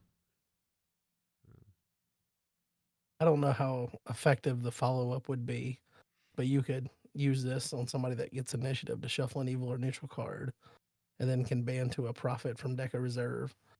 Isn't Joshua a profit? So you could going underdeck something else. Right? Yeah. Yeah. And then I don't know what you would follow that up with because then you're blending brigades and things, but Joshua could potentially exchange to I don't know Jehoshaphat that could ban to something, but Hmm. at that point then you're playing a Skittles deck. But I mean you could chain that together with that. Right. Yeah. I mean, OT profit is a pretty broad identifier, so it doesn't have to be, or doesn't specify human, doesn't Oh, specify single brigade or anything. right. So you So you can. could actually, I guess, ban to Noah. You're afraid to run Noah Uh, in your main deck, so you put him in reserve, you bring him in to band, then there you you go. shuffle this card and prevent, Yep. and now There it's you go. repeatable. Yep. Then you reserve your Noah with who's the guy or the some card that reserves your hero. I don't remember which one that was, but. I don't know either, Yeah. but I mean Seems that's pretty good. actually a pretty effective use to go and get Noah out to shuffle the card for a future use. Yeah. All right. We got another Joshua's officiators. You may equip a gold weapon from deck, or if Joshua is in play, take a fortress, may ban to a Joshua human.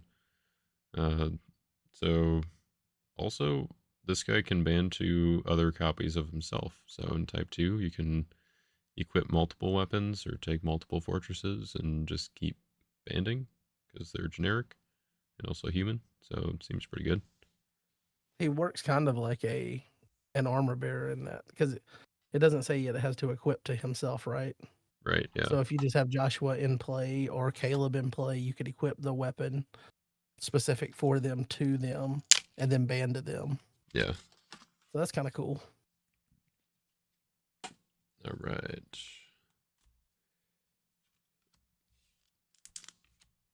We got our Edomite flavored curse here. Israel turned away.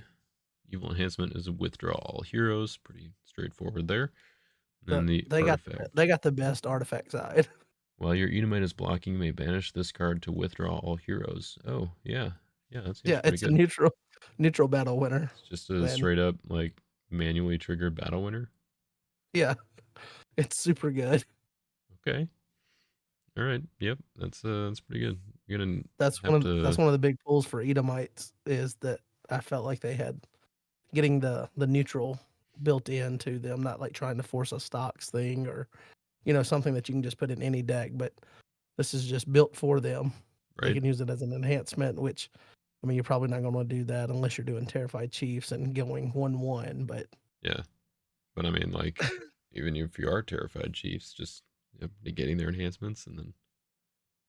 Uh, it is unfortunate that delivered isn't Crimson. That would be yeah, helpful. that may be a little too good. But I mean, hey, you can play pagan sailors, make them Edomite. Yeah. Seems good. All right, Valiant Moabites. May ban to a Moabite, or you may negate good protect abilities. If discarded, you may shuffle up to 2 OT Lost Souls. Okay, so kind of like a Horma sort of effect. If you only have 2 OT Lost Souls, then this seems like a pretty good block. It is 3/7, so you're decent odds to give them initiative. They have a lone hero, but yeah, good jump blocker here. Yeah, so what you do is you let them come out with their GOC band, and then you come out and you negate their good protectability off of Guardians from Glory, and then you just die and shuffle the 2 souls you have. Exactly. Yep. Yep. But you see, like, it's layered in all of their cards to manipulate souls in some kind of way while still allowing you to have the benefit of having ability lost souls, Yeah. which means that like I'm really interested in the Edomites, and that's what I want to try to build first, just because there's a lot of crossover crimson stuff with the blue stuff that I enjoy playing. You like So blue that's where stuff? I'm going to start. Yeah, I like blue stuff a little bit. I'm not I'm not ignorant enough to think that it was going to win nationals or anything last year, but maybe this year. Yep. Yep. um, Oh man. but I feel like the Moabites probably do a little bit better of like maintaining their theme throughout all of their cards Mm, than the Edomites. Like the Edomites, it's a little bit of a gimmick to be banishing your cards, and once you've gotten your stuff from your reserve, the benefit kind of goes away in the long game. yeah. But if you get into a long game with Moabites, they're still going to be manipulating souls all the way to the end. Yeah. Yeah. It They're seems like probably the reason that you're going into a long game. it seems like a lot of them though. It is like with this guy, it's only 2 OT Lost Souls, so it's kind of. And some of them are top deck 2 OT Lost Souls, so you kind of have to play the game of like how well can I keep them hidden towards the end of the game. That's going to get pretty hard to only have 2 Lost Souls to have to defend here.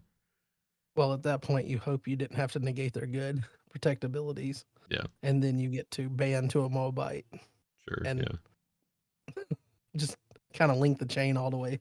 yep, Oh, I've got 4 souls to take care of. I can do 2 with this card and 2 with that card. yeah, yep. Then you just have to make sure they actually get discarded somehow, I guess. So we got another David's Chariots. Negate an evil card, and if you haven't drawn, you can draw. And Ira the Okay, so Techoite. that card would still trigger because it has the negate on it. So you would still get the negate on the second. Oh, yeah, yeah. Yeah, Yeah, you can like negate a we were second talking about thing. before. Yeah. So Jehu could still technically use the card. Yeah. If equip implies the play. Yeah, I don't know. Yeah, we'll have All to right. figure that out. But I was just Yeah. Ira the Techoite. If equipped, you may paralyze an evil human this turn. You may take an OT Purple Warrior from deck or a good OT enhancement from reserve. Huh. I gotta find the lines to get like Captain with Captain's Sword to Iroh with another guy. You can paralyze two evil characters. Maybe there's something there. Well, what you do is you activate your 20 shekels first, Right. drop their character down, then you paralyze that one, Yeah. and then you don't have to worry about him. Yep. Yeah, I mean, like, this seems like a pretty good, like, 20 shekels first turn. You drop down Azahel, put a weapon on him, then exchange to Ira, paralyze him right away, get your Azahel or, whoever back from deck. Uh, yeah. Yeah, it seems pretty good. He's a good chain ender. If they've got, a Goliath in territory or something that's going to kick out your band. Uh, and goes to fetch his own resources, go into reserve too. All right, we are down to 1, 2, 3, 4, 5, 6, 7, Last 9 packs left here. 9. So ultra rare's coming soon. Not here though. Not here. My first box, it was the very last pack. Oh, really? And then Jeremy had a box that he opened when we were over at Ron's watching SummerSlam. Oh, yeah. And I'm pretty sure it was like the last 2 packs it was in.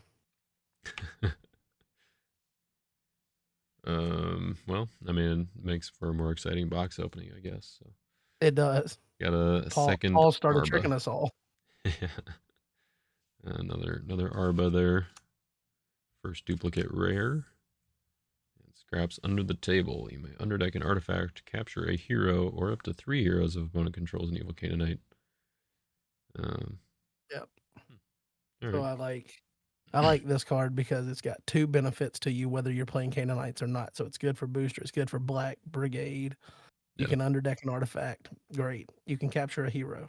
And then you get the additional benefit of 3. I just like the way that they worded things to where it gives the cards like high playability, especially in like booster draft. Yeah. And then you just get the extra benefit if you're playing a particular theme versus, oh, I'm not playing that theme, so this card never needs consideration in my deck. Yeah. Right. And notably, I guess just because it was here with the root stuff, if you have your own stocks, you capture a character, then you can use scraps under the table to underdeck your stocks, and you get 2 more uses out of it. Resets the limit there. So Nice. good synergy there.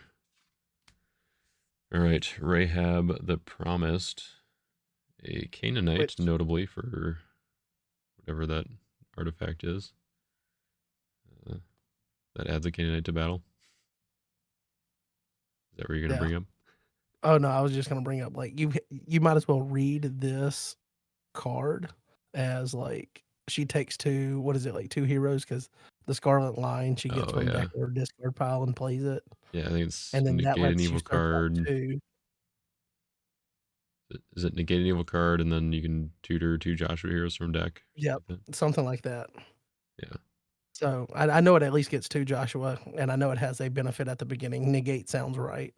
Yeah. So it could potentially like negate something that might come up later in a battle or whatever. Hmm. But then you're basically using her to search out, and you could either be setting up like a ban to these guys or just setting up a future attack or whatever. Yeah. Yeah. Or So like if you she's a ban good her little in, speed engine. then you get the negate there. Yeah, it reminds me a little bit of like Cloud of Witness Noah being able to take any card and turn it into 2 flood survivors. This one goes and searches out Scarlet Line, but then turns it into 2 Joshua heroes. Yeah. So you know how quickly Flood can set up. I think she's going to help Joshua set up pretty Yeah, quick too. yeah, for sure. So she says negate evil protect abilities. You may take Scarlet Line, which we talked about what that did, from deck or discard pile. You may play Scarlet Line, cannot be prevented. So pretty much, yeah, every time she comes in, she's going to be able to drop Scarlet Line, negate something, I think an evil card, and then grab a couple Joshua heroes. Yeah, it should set up the offense pretty fast, but of course you are, committing to attacking with her. Then, um, you know, like at least with Noah, you can exchange and then you can ban, so you get one of the benefits right away. With her, it's uh, a little less value for that particular attack, but if you do have something that can band the heroes in, then that could work out, I suppose. And everybody's favorite 12 Jordan Stones. Exchange a card from hand with a Joshua card from reserve. Protect hand, deck, and discard pile from opponents. Next. Next. Yeah, nothing particularly exciting about that one because it does not give you any actual card advantage. But I'm going to get Tyler to sign my copy of 12 Jordan Stones just for the meme effect, like that'd be good. the joke of it. Yeah. Okay. Eliezer the Ahoite. Ahoite. So this is the guy that ends in well for David. Yeah. Yep. So while equipped, negate enhancements except good weapons. May ban to a Dino, or you may take a Well for David from deck. And Well for David is the kind of the purple The not good warrior's one. speed engine. So Yeah, it's like you draw one. Or it's like if your equipped warrior attacks, I think. Yeah, you draw one. I think it And triggers then for all of them, right? Or does it only oh, trigger for one? does it? I don't know if it stacks or whatever. If it stacks, then it's much better than I thought it was. Yeah. But David's stronghold is the one that like feels like very needed for them, so it makes them CBP and it also protects them in territory. Oh, yeah. Right. Yeah, I'd So have I to guess I look at double that as check like on an that. A version of a support card, and then I guess the other one is like a B version. Mm. Yeah, I think Well for David ended up to where it would trigger multiple times in one attack, but I'm not positive. Hmm. Here's a duplicate Lord's Army. Protect lost souls from evil cards. Restrict evil dominance. CBP. And the Rebuking Emissary. A 3/4 Good. profit. If this card is discarded, you may discard an evil card. Release any number of captured heroes. May ban to any number of them. Yeah. This is it's got Lightning Priest written all over it, so I'm excited to. So if they discard your Rebuking Emissary, do how does special initiative work? Like it would put this back in play while they're in special initiative, but what if it is being discarded through your own case of special initiative? Through your own case of special initiative. You know, like they play something to get rid of this or whatever. Yeah. Um, so they're discarding you, and then you obviously get to discard an evil card if they're blocking with a lone evil character, and you target that one. Would this be in play Oh. technically while you're? It's Mm. that it's that it's that kind of scenario with what is it, Chosen Warriors or no, Blood Avenger? Blood Avenger. Yeah. But like, would it give them? I assume they would So. get special initiative, but would it be in play for them to? I feel like it would kind of be in that hovering, that weird. What'd you say earlier about something redemption needs? It's just like Yeah. something that doesn't make sense except for in redemption terms. Yeah. So it's not in play, but it's in play for them to target to negate. Right. So it's. I mean, definitely, if Rebuking Emissary dies during battle resolution, then they wouldn't be able to play. That's gonna, the similar confusion with Blood Avenger. But if they discard Rebuking Emissary, it goes through, and you discard their last evil character. I mean, I would assume that it would function like any other. Uh, well, I guess I mean it's not removing itself though. That's maybe the where the tricky part is, or where the Yeah. I guess the exception is, where you can target the card that's removing if the card also removes itself. And then I don't know how that would be. How would we overcomplicate that now if like they played Christian Martyr or you played Christian Martyr on this guy yourself? And so it's gone with a CBN dominant. Yeah. And now, oh well, now I'm going to discard your lone blocker. So my guess is that no is the answer, that they do not get, or like they can't target rebuking emissaries if it's in play. Hmm. But I'm not positive on that. That becomes very interesting, Yeah. especially with low numbers 3, 4. Like The you could bans. come Yeah. in and potentially. Well, if you choose not to ban, you could come in and potentially just, I want to die by the numbers, Well, yeah, but then and you're then you not force rescuing a them to. lost soul. So, Yeah, but but you might have some kind of like way to add to battle. I don't know. yeah. Well, yeah, I guess, I mean, if you die by the numbers, then you're already in battle resolution. Oh yeah, so you wouldn't get to add to battle. Right. Okay, But, so I'm trying to make it overcomplicated for no reason. but I mean, like you're saying, it could make Christian Martyr usable as an offensive battle winner. This way, you ban to some other heroes, then just they block with a lone evil character, and you play Martyr and use that. So Yeah, I don't know. My brain is just going to Captive Priest right away. So if you've got this guy and Captive Priest in your opening hand, you can do like Captive Priest, capture it, grab Zadok from your deck, who can ban to a Prophet. So then you ban to Rebuking Emissary, release Captive Priest, ban it back into battle, go get another priest from your deck, go get your Zechariah or your Jeremiah or something like that. So that sounds interesting. yeah, it seems like a fun card. I'm looking forward to using that, and you can also do Imprison Prophet, doing some stuff with that too. So Rob said that one other card does stack, so I which guess one? well for David. Oh yeah, okay, sweet.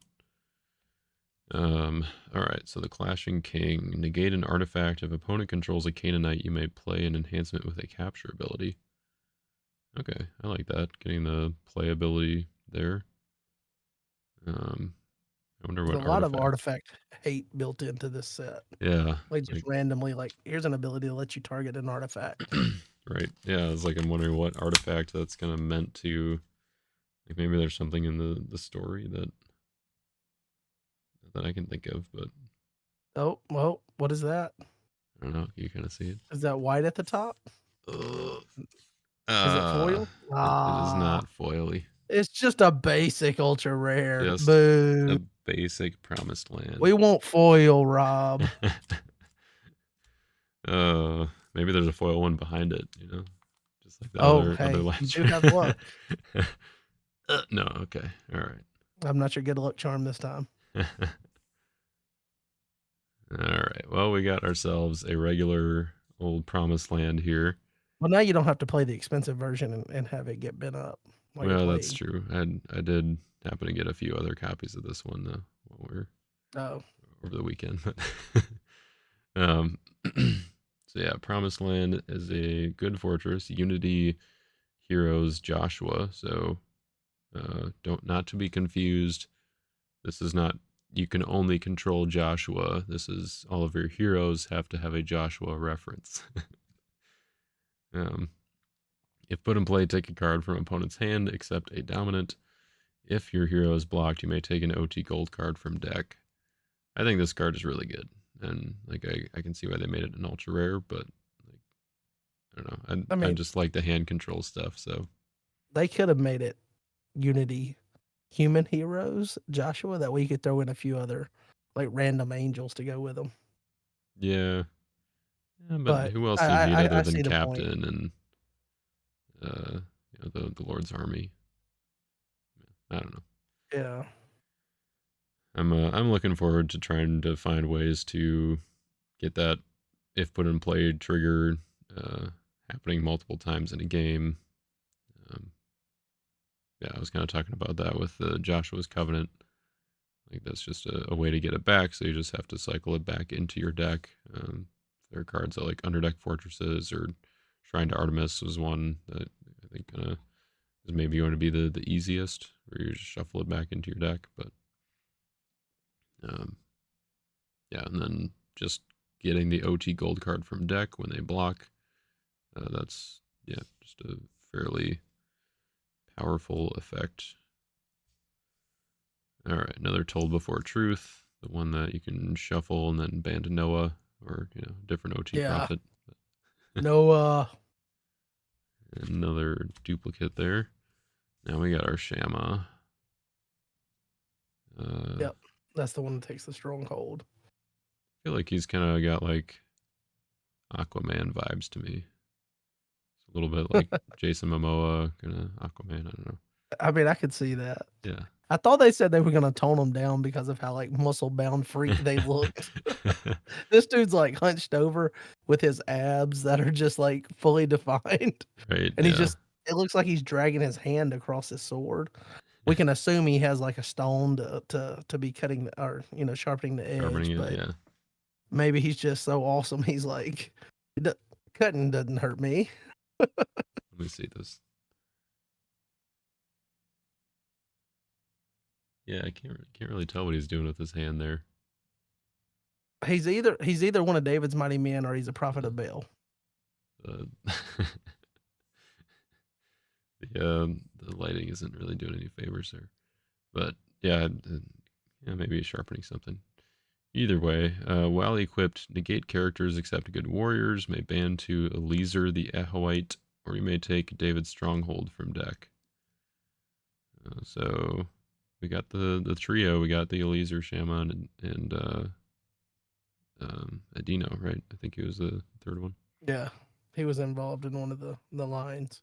So they're kind of like Martha, Lazarus, and Mary of Bethany, where they like each ban to one of the others, and then you can end the ban with whichever effect you want, of like the other effect that you want to do for that one. So maybe you do David Stronghold first, and then next turn you get Well for David or something like that. Another Joshua's Covenant here. Nothing too exciting. Guess we'll leave it there. We'll open the other pack though.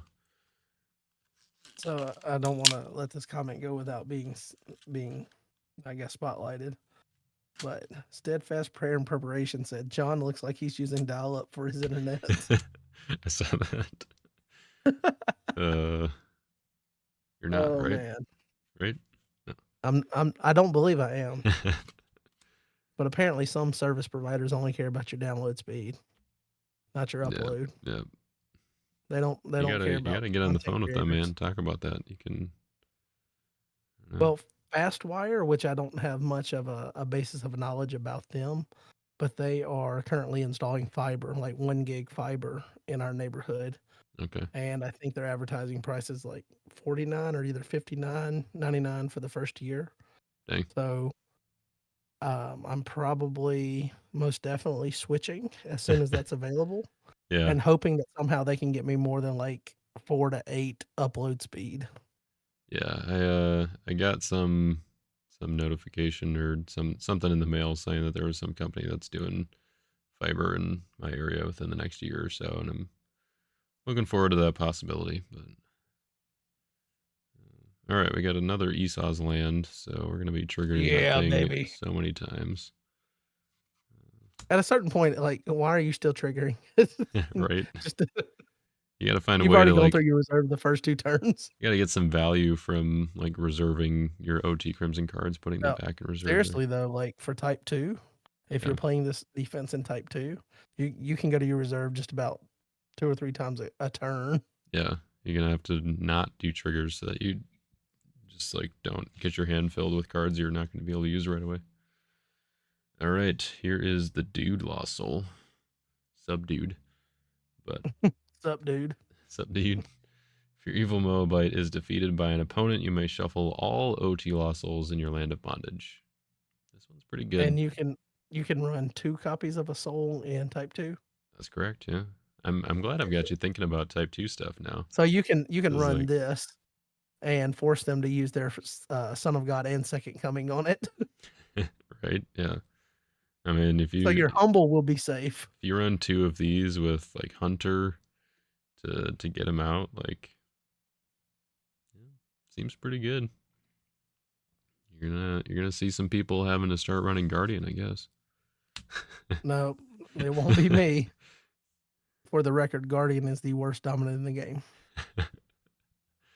I don't know about that. Even worse than Nah, blinding light. eh, Blinding Light can convert my Priest of Zeus and make him impenetrable. Guardian can't do anything for anyone. Yeah, I I don't mean, know. it doesn't matter how much tinfoil you use to make a pretty version, the card just stinks. It absolutely stinks. If we had played Harvest Time over it, like was in our decks originally before we decided we're gonna try this at nationals, Hmm. I think we at least probably contend for second place. If not if not do much better than that. Yeah, I could I see mean, that. ha I feel like it having was just kind of too little, too late. Like if it came out sooner, then maybe it'd be more exciting. But I don't know. having Mark and Jalissa twice do Brood of Vipers to target it, to put it on the deck, and it doesn't matter, like, your brother, was like, "Well, you should be running Jeshua to draw it again." That's fine, but by the time I would get to play it, Right? They've Annis the already Elder's already put up exchanged, 2 and Meek Souls and it's CBN, yeah, and they did that to us twice while they only had 2 souls out. So, they got 2 blocks off of doing that. Like, the rough. main thing that Guardian is supposed to do is stop soul high defense, and it fails miserably at doing that. You just gotta It's gotta make sure that the Brood of Vipers isn't CBN or whatever. I guess just CBN if you control a Meek Law Soul. Is that right? yes, there's nothing you can Yeah. do.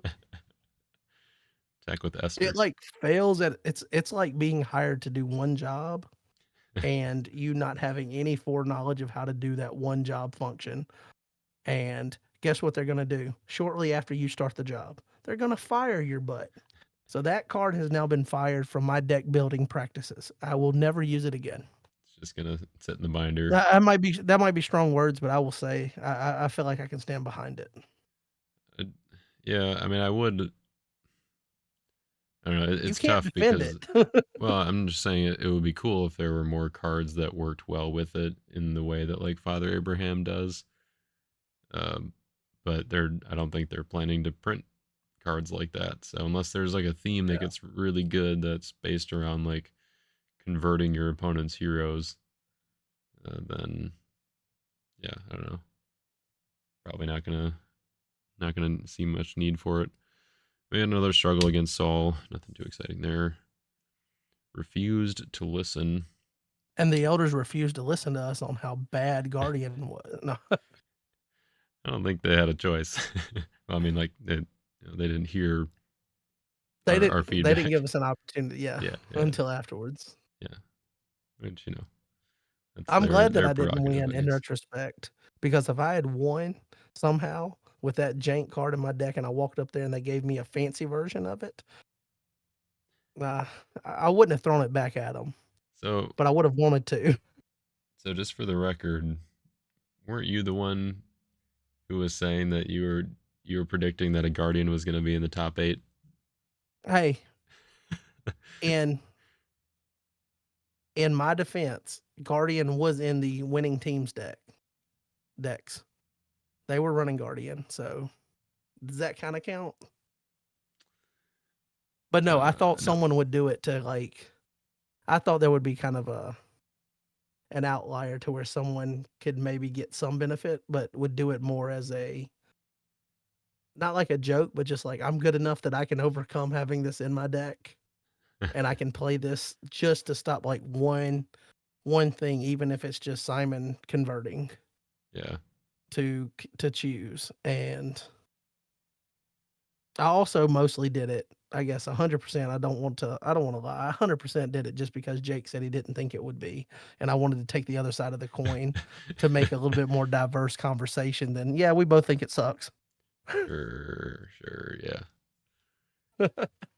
You can play that card if you want. I will play that card. All right, all right.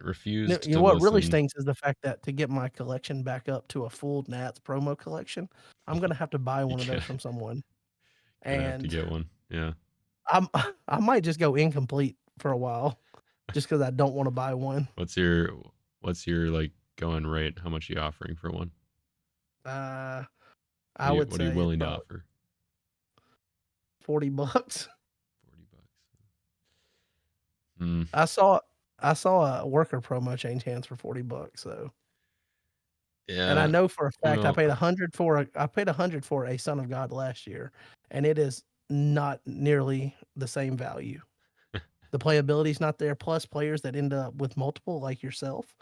What'd you end up with, 3 or 4? You don't want 3 3 or 4, so you're willing to move them. for $40. So, I don't know, but we'll see. well, maybe not for $40, but you get what I'm saying, like, you're Yeah. willing to move it. It's not like, "Man, I'm really gonna have to be talked into moving one because I really wanna hold on to them." Right. You Yeah. really don't care. You get 1 copy, you don't care about the rest. It's literally just it's a I'll keep burden to 2. maintain your collection. I will keep 2 just to have the one play copy just in case. Oh, you're doing that now too? I mean, I'm not like seeking out the ones that I only have 1 of to get an extra, but if I have 2 to begin with, I'm gonna hang on to them. Ah, gotcha. So, Um, anyway, I'll get off the soapbox now, but I think Guardian is awful. uh, fair enough. Everybody's gotta have their opinions. It does look good. I will give you that. It does look That's good true. Yeah. until you get to the text box, Yep. and then it looks awful. So let's just say, or let's just worst dominant in the game. Is it worse than the old Guardian? No, I actually said that in teams, we would have done better had we had the old Guardian, because when they went to do the whatever, isn't that an instead ability? Right. Yeah. You can So, we coulda shuffled a card from hand or whatever instead something. Yeah. to instead, and Annis wouldn't have blocked us twice. We would have gotten souls there, and we would have beaten Mark and Jalissa. That's funny. So, yes, the old Guardian would have been better for us than the new one. uh, 100%. that's good. All right. And Refuse I've to already got a listen. fancy version. Interrupt the battle. You may withdraw all heroes. If used by an Edomite, you may draw 2.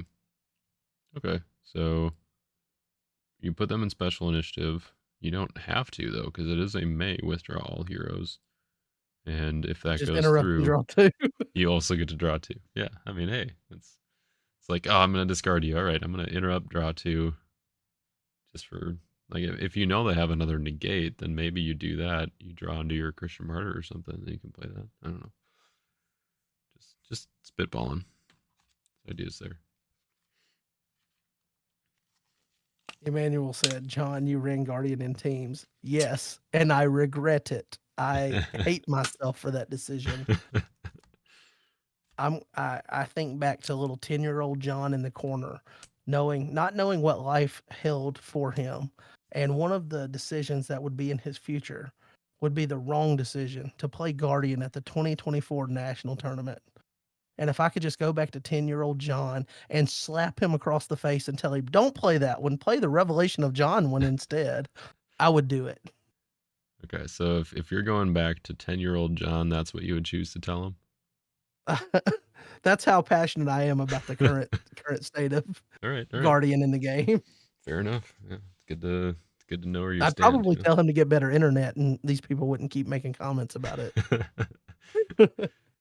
There's that too. You're working on it, though. Get that fiber. All right. Deceitful possessions. Here's the Attic Canaanite one. So while opponent controls a And character in battle. What's that? Rob said, "It's not that bad, just looks like John is in one of those Japanese movies where the voice doesn't match his lips because it's need been some translated." we need some subtitles for you. We did like dubbed, yeah. Uh okay, so while opponent controls a character in battle, you may discard this card to add a Canaanite to battle. If you add to battle, you may draw 2. It Uh only works if you add to battle using this ability. right. That's a good clarification.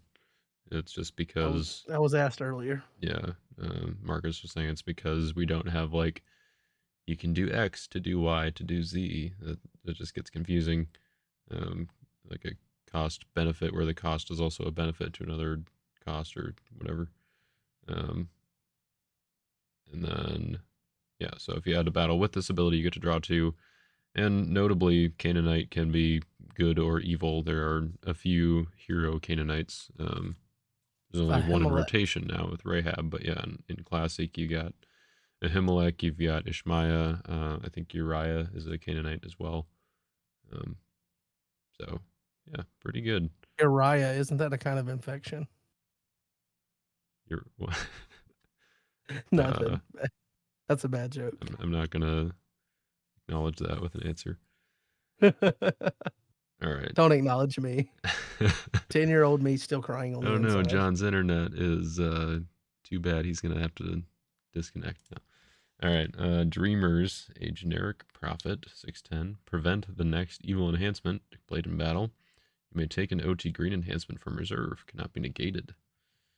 Good to see that Now, cannot be see, negated modifier there showing up. here's the thing that I have a problem with here is why didn't we have somebody like this when we had creation of the world, like the actual good one? He can just go and get it, and he's preventing the next. Eh, stuff like that. Now, Yeah. like I struggle to find like the green enhancement that you're just like, oh yeah, let me play that thing, and it's gonna set me off. But I mean, maybe there is one, and I'm just not thinking of it off the top of my head. But like we get such easy access to things now, but a Yeah. lot of the things we want access to are no longer in the game, which Right. I mean is probably by design. But Yeah. I mean, I could see this. I guess for one, back when we had that creation of the world, we didn't have the reserve rules, so this guy, um, he is limited now with that. Like, you can't use him on turn one to grab an enhancement from reserve. But I do like him being CBN. I think that like there's an argument to be made for characters that can kind of find their own battle winners, especially one like this that's kind of strong, and also CBN. So it can be kind of splashed into like a Pact with Death or Holy of Holies kind of deck. Uh, so I don't know. It's good, generic and profit. So can abandon multiples in Type Two. Grab some I do think that stuff. even though they've done things to limit the splashability of a lot of the cards in this set, or to make it to where they get the benefit if you're on theme or whatever, the profits have a lot of just because OT profit is or single brigade OT profit just still such a broad thing to where like I don't think you've opened it yet, but Obadiah is 100. Oh yeah, the hidden Um, 100, like protect yeah, or hidden ban and 100. protect from harm or something like He that. can protect my Abraham because he's a single brigade, like the Cloud of Oh Witness one, sure, yeah, single brigade prophet. yeah, Um, he could, I mean, he doesn't get to do a lot from LOC because there was a lot of multi brigade yeah. um, with that stuff. But there's just a lot of choices. Like you could go and protect Elijah, and then Elijah choose the blocker, Mm-hmm. which could be nice. And but I guess that's more I guess what they want. That's green profit. So I guess I'm not proving my original thesis point here. But But captain it's of the just host, he's a single brigade prophet. yeah, there you go. Or Joshua, yeah, and then like you mentioned earlier, I guess it does say OT, so that would rule out the messianic yeah, messenger or whatever. But yeah. But yeah, it's still a decent amount of splashability or just kind of the cards that could work in other themes, which is something that we've seen with green a lot. But I mean, I'm also excited to see what mono green does now. All right, we got another lost soul here. Relatives. If attacked, you may bounce an evil Canaanite and give an evil Canaanite from hand to opponent's territory. So you could bounce one in their territory that you own, so it would go back to your hand, and then you could give it back to them, or you could to bounce, trigger another effect. yeah, or you could bounce one of your own, and they're like in territory, so that you can then give it to your opponent. So this just seems like a good utility lost soul for what Canaanites are trying to do. Just works well with the theme. And I like seeing Did cards you like that. did you play test Canaanites at all? I did, yeah. Had a Canaanites green deck. Like get the Canaanites over there and then use Elijah and stuff to choose the blocker. Do you think they get to the mark that they need to be to see competitive play? Because again, I just keep coming back to the amount of work it's going to take to get the payoff versus the other ones. Like Edomites are just going to pay themselves off by Esau's land, and you just start banishing stuff, and then Moabites are going to pay off because they're going to start manipulating souls as soon as you get your first character down. Yeah. It's hard to say. I think that like because most of the playtesting we did was against other Israel's Inheritance decks. So it's hard to say like where it would land competitively in like current meta like GOC and all that. How we're gonna see that, and the cards did change since like the end of playtesting, or at least a handful of them did. So I don't know if they maybe beefed him up just a little bit, but I do think that that's a good skepticism to have, I guess, or we're just not. I wouldn't necessarily expect them to be competitive right away. This is your ultra rare. I've already got my ultra rare. Oh, I'm you getting a did. second one. Do I Right. get another one? Right. I'm sitting here trying to spice it up for you. I know it. I wish you had another ultra rare. That would be cool. I I'm looking mean, at my shiny Abishai, and I just wish you would open one. me too. I also would appreciate that. Maybe Paul helped you out. I completely forgot because originally you showed the foil one, so I was thinking, oh, Oh yeah, that's yeah. not his ultra rare. And that one's hanging out over here in the And then I dark. forgot that you got the one in the stack there too. Yeah, yeah. Justin did pop down here. I don't know if you saw him, but he was like, "Wait, you got another one?" And I was like, "No, no, that's just the That's the same one. yeah." Um, If only I could have called it and you actually randomly pulled another one. right? Oh, that would have been cool. I would have to find someone who would trade me an Abishai for it. I'm pretty sure though that this is the ugliest card in the set. And I mean, I think it fits though. Like It fear might has fit, but fallen, you know. So the enhancement side, discard all heroes in battle. The artifact side, while opponent controls an evil Canaanite, negate heroes they control. So it's kind of like the old school Tower of Thebes sort of effect. So we kind look of at the comments. got that other way or either way. Oh boy. Emmanuel's comment. Oh, that was Facebook. uh, that's good. Yep, that's now What's you got to crazy, I guess. Photoshop Emmanuel's face on there. Oh, did we lose you? Um, yeah, a little bit of a The confusion place of mind behind type those of guys. effect. Can you believe that? Oh, there we go. Now you're back. Kind of missed you for a second there. What'd you say? I said, can you believe placing behind those guys? Oh. uh, I don't know if you caught it, but I was saying that now you gotta Photoshop Emmanuel's face on here. Yeah, I heard that. Okay, all right.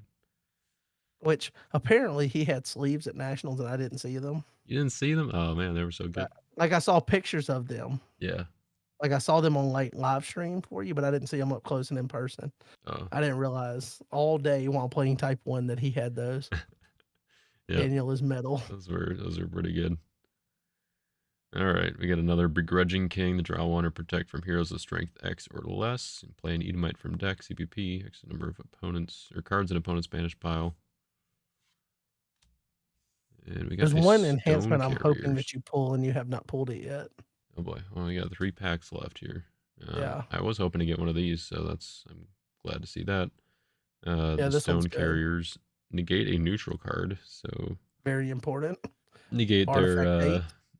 their banish or reserve banishing lost soul, whatever it's called, Yeah. or an artifact. If blocked, you may exchange this card with a unique Joshua hero from deck or reserve, cannot be negated.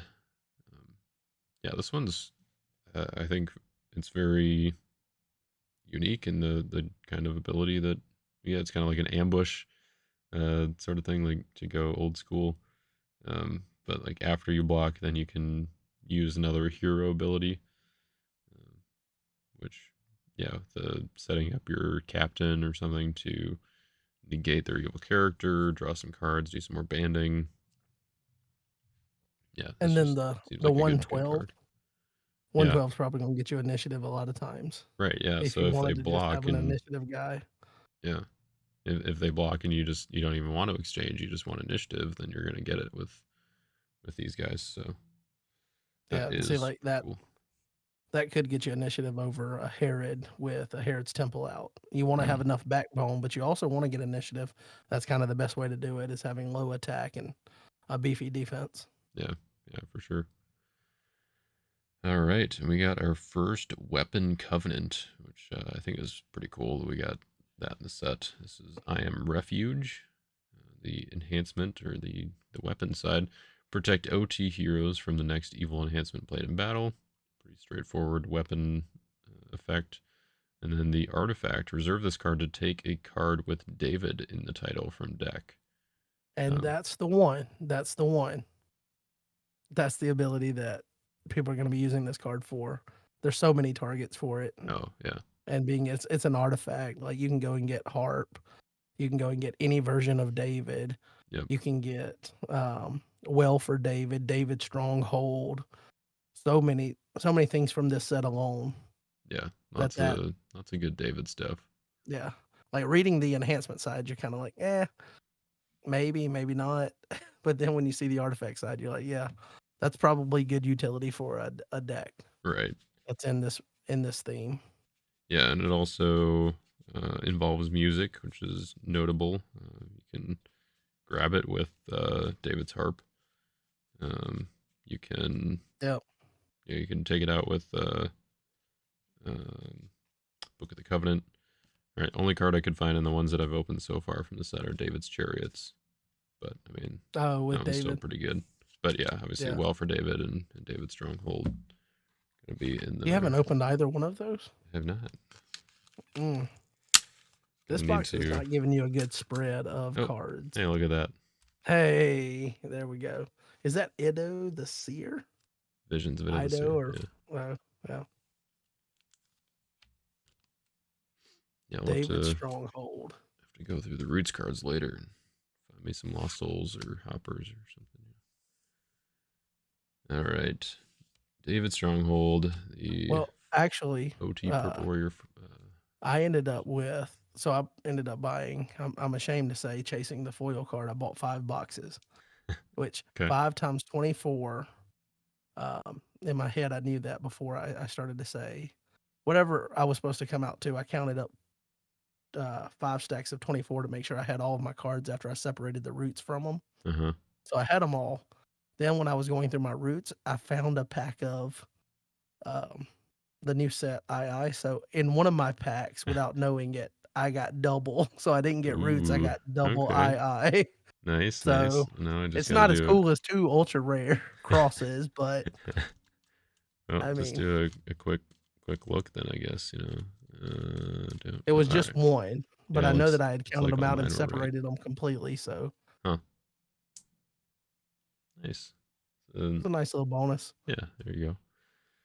All right, David Stronghold. Protect good OT warriors and weapons in territory from opponents. Your OT purple warriors cannot be prevented.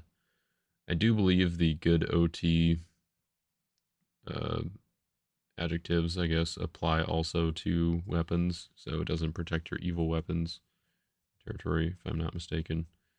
Um, but yeah, I mean, putting this in with like Holy of Holies or something is kind of cool. Get your CVP dudes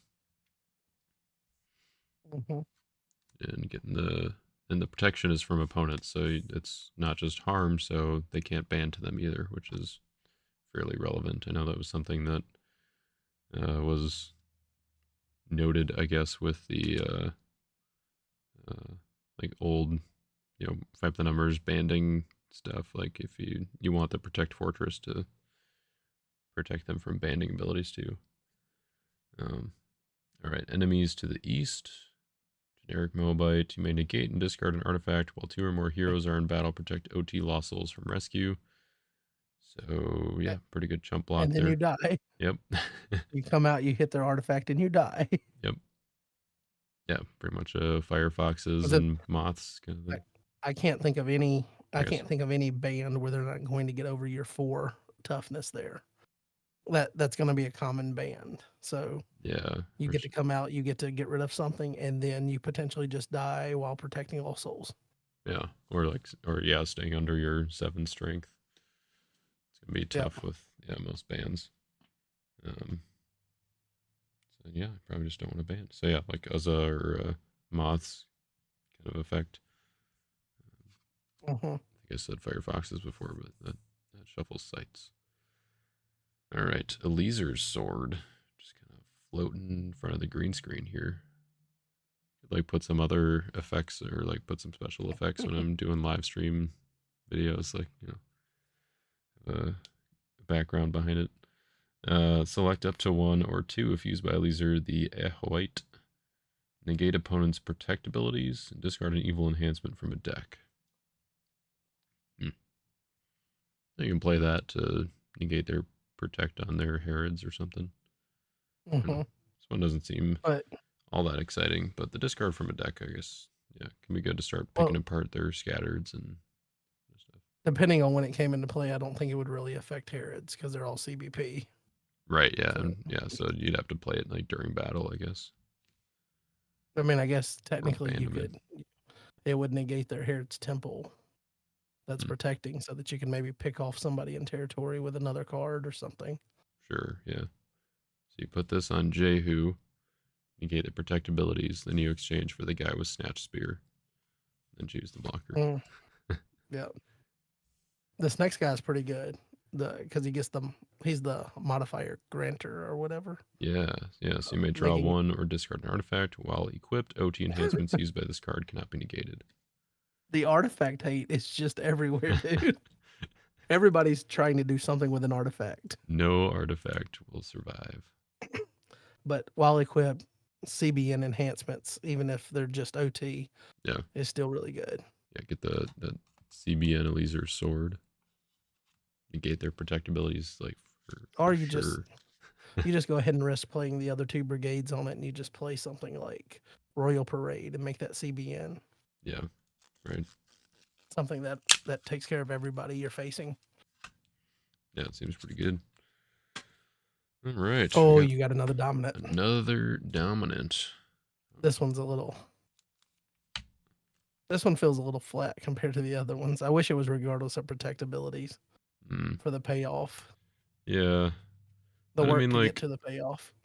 I think that this is maybe what brings the Canaanites more into like it brings them to the level of the other Edomites and Moabites in the set. Like I think it kind of evens things out at least a little bit because it's a good payoff um for their the evil uh or Yeah, giving them the evil Canaanite effect. So yeah, forced labor, just evil dominant, underdeck up to X heroes. Very simple. X is the number of evil Canaanites opponents control. Oh, okay, so yeah, it works in like teams and stuff too. Counts both opponents. Um,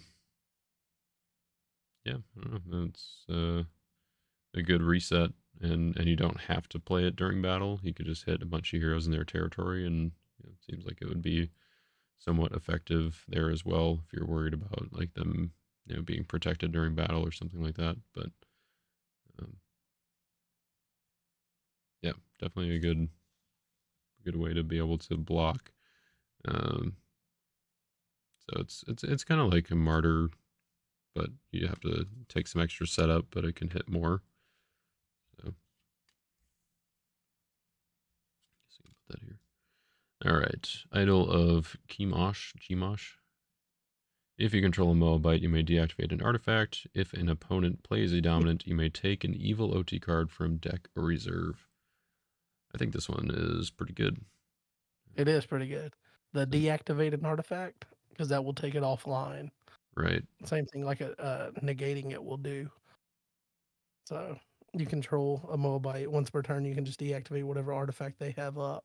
Yep. And then when they play a dominant, you get to take an OT card. Yeah, I think So it'll be. It's it's kind of interesting got because like that. What is it? Kingdoms of the World type, to where you're every time they play a dominant, you're getting something, yeah, but not quite as good as getting rid of their hero. right. Yeah, I But was then kind you of have thinking the it's like Gifts of the Magi that does that, right? if an opponent plays a dominant, you can take a good Yep. NT card from deck or Yep. reserve. So yeah, if you get both of those out, just get a bunch of triggers off of their dominance. Seems pretty good in teams, good in Type 2, and yeah, people obviously play dominance in Type 1 as well. I don't know if it'll be seen quite as much, but I mean, the fact that it's an idol makes it a little more accessible, so yeah. And the deactivating artifact is more of an offensive effect, I guess, because it's deactivates it for your battle phase, your attack, where they'll be able to reactivate it on their turn. Um, so, all right, not among you. Negate other enhancements or good enhancements if opponent controls an evil Canaanite cannot be negated. So it seems kind of similar to the Arba, where you're going to have a way But to make it. this is one of those CBN enhancements, though. You said there wasn't a lot of, Yeah, that's true. or you didn't see a lot of anything besides CBP, but this one's CBN. Mm-hmm.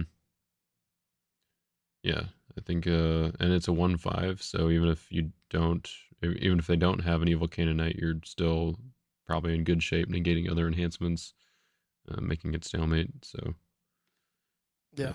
it's So this pretty is good. another good card for Philistines because you can get a big band and end it with King Akish or what, however you say his name, Oh yeah, yeah, and play this to just have an ongoing negate, and then you also still have Bringing Fear as another one.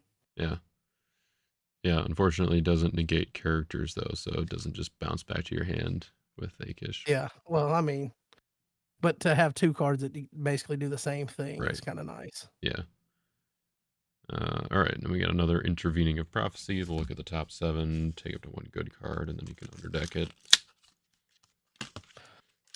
And Another that was ultra. your. Oh, okay. Oh, okay. I was gonna say I thought you had another pack left. Yep, just We had to this. talk up David's stronghold, so now This you is got the two. last one that I got to. Yeah, I would have preferred to get a well for David. I don't know. Is that a rare? Is well for David a rare? I will tell you. No, it's not in the. Well, for Lost. David is a rare. Okay. It is number 8 in the set. Hmm. All right, so we got another David Stronghold. That is my 3rd duplicate rare, I believe. Esau's Land, David Stronghold, and Arba. We got a Foreseen by Samuel. You may shuffle up to X evil cards regardless of protect abilities. X is the number of your OT green profits. Seems pretty good. Shuffle your 3 woes back to Yeah. maybe use it later while also winning the battle. Or shuffle theirs that got played down, negating something previous in the battle. Yeah, or if you can find a way to play it pre-block, then you can take out their defense. So, yeah, just a very solid, flexible card. And Jabin the Assembler, it's the one that It's I got close to enough to spoil. Jaden, right? Yeah, right. I got to spoil this one on Redemption with Jabin. It's fun. Oh yeah, I probably made the same lame joke that it was close to your name. Yeah, this It's guy kind of can. ironic though. It is the assembler in the card that you did create. Jaden or Jadon is a guy that likes to have a bunch of built toys and fortresses. It's true. Yeah, he's a builder. Build some stuff. Um, Oh, so yeah, this guy he assembles some Canaanites by either banning to a Canaanite from reserve, or you can give another evil Canaanite to opponent's territory to discard all cards in battle. So another Glory of the Lord guy, I guess. Another good one to go in Tim's overtaken deck, I guess. As long as you have another evil Canaanite to give, so it's a little bit more of a condition to meet than the guy who just needs to banish 2 evil cards or 2 cards from a discard pile. So a little trickier to accomplish there, but still pretty good, and you get the benefit of being able to ban reserve. All right, we got a Battle Cry, a 7/0 gold enhancement. Interrupt the battle. You may draw 1 or 3 if used by Joshua Hero and play an enhancement. So so it's kind of like Jordan interrupted. yeah, pretty much. So just in their brigade and getting the draw 3 benefit on a Joshua hero. Yeah, Really good card design on this one. yeah. It's a reach of desperation, words of encouragement. Um, it's a little less, or it's a little more conditional, I guess, because you can only draw It's a little one better for unless you use a tossing. Joshua hero. But yeah, this one is 7-0, so you get to do a big old toss there against Herods, which are gonna probably not have their Herod's Temple anyway. So Okay, so you didn't get the enhancement that I wanted to, I was hoping you would get. So that, because I feel like it's kind of, I wouldn't say it's like overpowered or anything. It's going to be hard to actually probably get the full benefit, but maybe not. Um, what anyway, was that?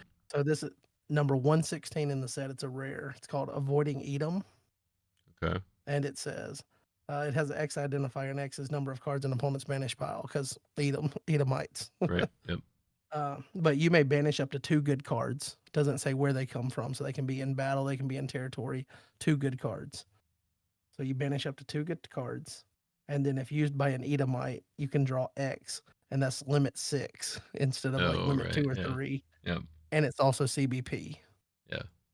So it feels like that's a really good enhancement for them. Somebody like the guy that negates all the stuff. If you banish a card from hand, then he can get a with Esau. What Esau's land, you could get something from reserve.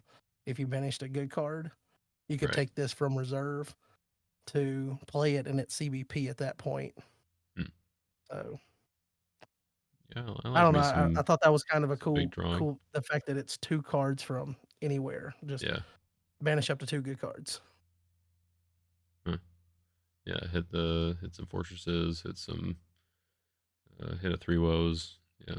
and then just draw 6 to boot. Right. Yeah. Just casually. Seems pretty good, Yeah. I'm but glad we it's got like to see some good payoffs for the theme, specific effects. yeah. I'm still a little iffy on Canaanites, but again, I have invested little to no thought into our like mental capacity into trying to figure out what that theme looks like when you put it together. Yeah. I've been looking at the other two. I think most established players, I feel like, are gravitating towards Joshua and then probably Moabites. I think those Yeah. are the vibes that I'm picking up on. That like players that you see do really well and things that build like top level decks. I think what's intriguing them the most is Joshua and Moabites. Yeah. I think the Moabites definitely seem to have the highest uh, potential. I mean, I think just from a um, I don't know, from the perspective of not really having tested them in their current version, but just having the subdued lost soul and just having battles that are less able, or like having blocks that are less interactable, I I don't know guess. how this looks on dial up, but there's the shiny Abishai. It still looks shiny, so there's that. Even on dial up. Yeah. Um, so yeah, I think I agree with that assessment. I think the Purple Warriors are going to be strong, but they are kind of Timmy, I guess, is the uh, the card game lingo. Timmy. Yeah, where it's like you just kind of want to do something that's like big and showy, um, like even if it's not necessarily good. There's like the Timmy, Spike, and Johnny. I think Spike is like the competitive, probably like the Joshua Moabites kind of thing. Mm.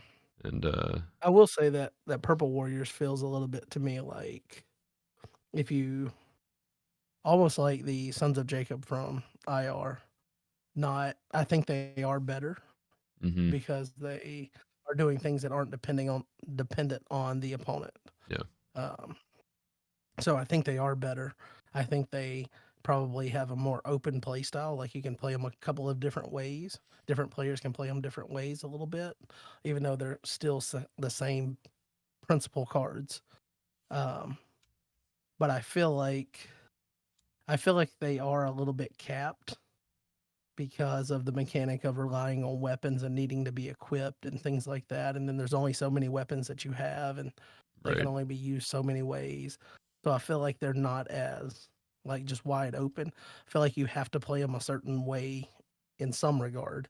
Again, within that framework, I feel like you can play a little bit differently depending on your play style as a player, but they're still kind of limited overall to play in a certain fashion. Yeah. And I think that's kind of what Sons of Jacob are like. You have to play them a very specific way, and it's almost kind of rigid versus I can flow with however the game's flowing. But I think because they look so good and they are like cool characters from the Bible, like people you read about, you're like, oh, that guy was awesome. Right. Yep. I think it makes people want to play them, Yep. and they And will that's what makes them they to will me. see more play than Sons of Jacob. Yeah. Yeah, I get that. Yeah. Um yeah, I think the one of the things during like testing that I think we noticed with the Warriors is that it was kind of a matter of how do I justify playing enough of these weapons and some battle winners, and I think that's where it kind of switched to where some of the weapons are now going to be doing some of the winning of the battle, or they're going to be more powerful, like the snatch spear, to Right. where they might be winning battles just on their own. So you don't necessarily have to be running your battle winners in addition to the weapons and just running out of room to do the stuff. Yeah. I think the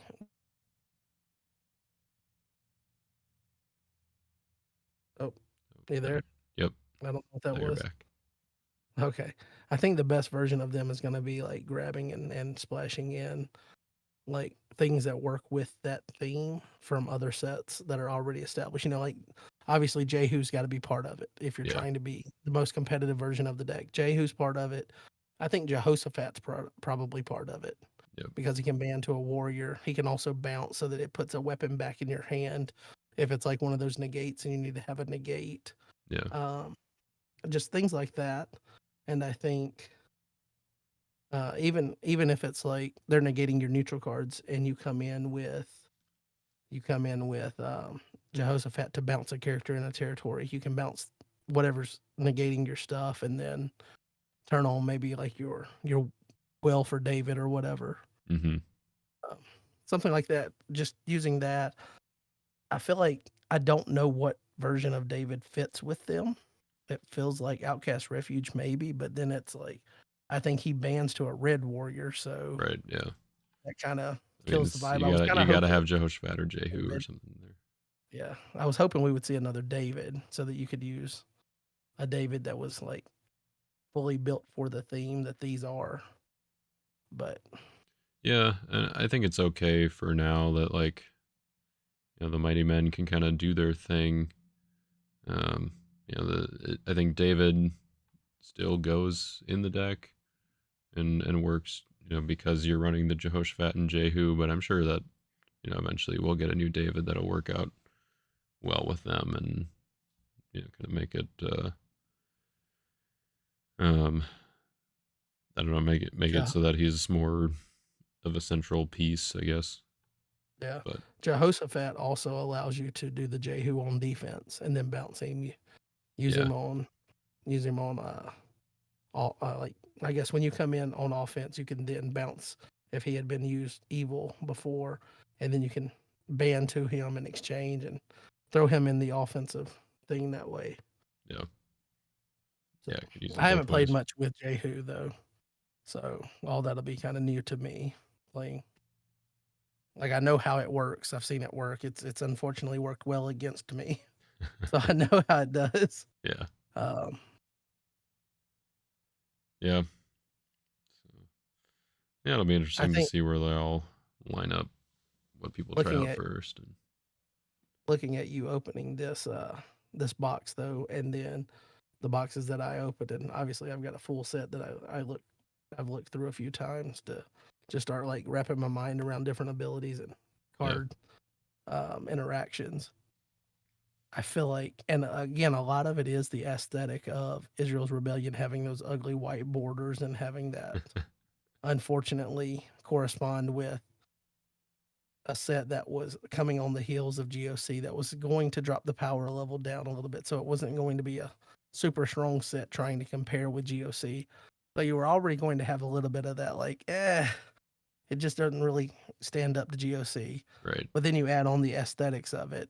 And I think that really hurt it too. But looking through this set, I think it's kind of like a perfect blend of like, I feel like there's enough stuff to get you excited about doing it, but you can also tell that it's not built to be as strong as GOC. Yeah. So they still brought the power level down, but it looks like it's got enough stuff for you to actually be able to. Yeah. But And the set just looks really good. yeah, except for that one, except for Emmanuel over here. But yeah, no, I mean, yeah, I think the art in the set is really, yeah, it's good. Very I'm not visually a big appealing. fan of I'm not a big fan of the regular Promised Land. Like it's okay art. It's JJ Tissot. Some of his stuff is kind of bland, Yeah. but the foil one really pops. Yeah. We can put that one back on there to blind everyone. Yeah. Yeah, I think I, there's a lot of fun stuff in the set, and I think a decent amount of powerful stuff in the set. So I think it'll be cool to see how it all shakes out. But Yeah. Rob said he I think missed it's the Iron definitely Man art on forced labor. Yeah, that was on forced labor. The before we had the image for play testing, it was just a picture of Iron Man on it. mm, Not sure why exactly, but uh, who knows? yeah. But anyway, I guess I biked into work today, so my butt's kind of sore and I want to stand up. So I think this is a good place to call it. All right, we'll call it so you can go stand up. Yep. Yep. All That's right. all you care about. Your listeners have to deal with you needing to go stand up. Yep. Well, I mean, they already had to deal with you getting up to go pee, so Well, they had to deal with my crappy internet too, my that's fair. dial up. Yep. All right. Now Well, everyone knows why we don't have a video podcast. yeah, it's all well, and they're gonna know that, like, you're blaming Jake's audio setup for the bad quality. I don't know. Maybe they're a little skeptical. Like, oh, is he just throwing Jake under the bus here? Uh, You never know. You'll never know. Yeah. All right. Well, thanks everybody for watching. Hopefully, you all enjoyed seeing the new Israel's Inheritance set. And give me any more thoughts or comments about the set, either in Discord or in the comments here below. And yeah, thanks again, John, for hopping on and giving us something to talk about with your bad internet and your hot takes. So, I got a little bit of both. yep. Bad internet, hot takes. Although I don't think my hot take on Guardian is really a hot take. Anyone that reads the card probably thinks it stinks. It could be. All right. You guys, it's up to you guys to prove him wrong. I want whoever plays John in the next Lackey Grand Prix to use Guardian and to use it effectively. Make him change his mind. I would have to play a certain way for them to be able to do that though. Right. Yeah. So, All right. all We'll right. catch you all later. Have a good Peace. one.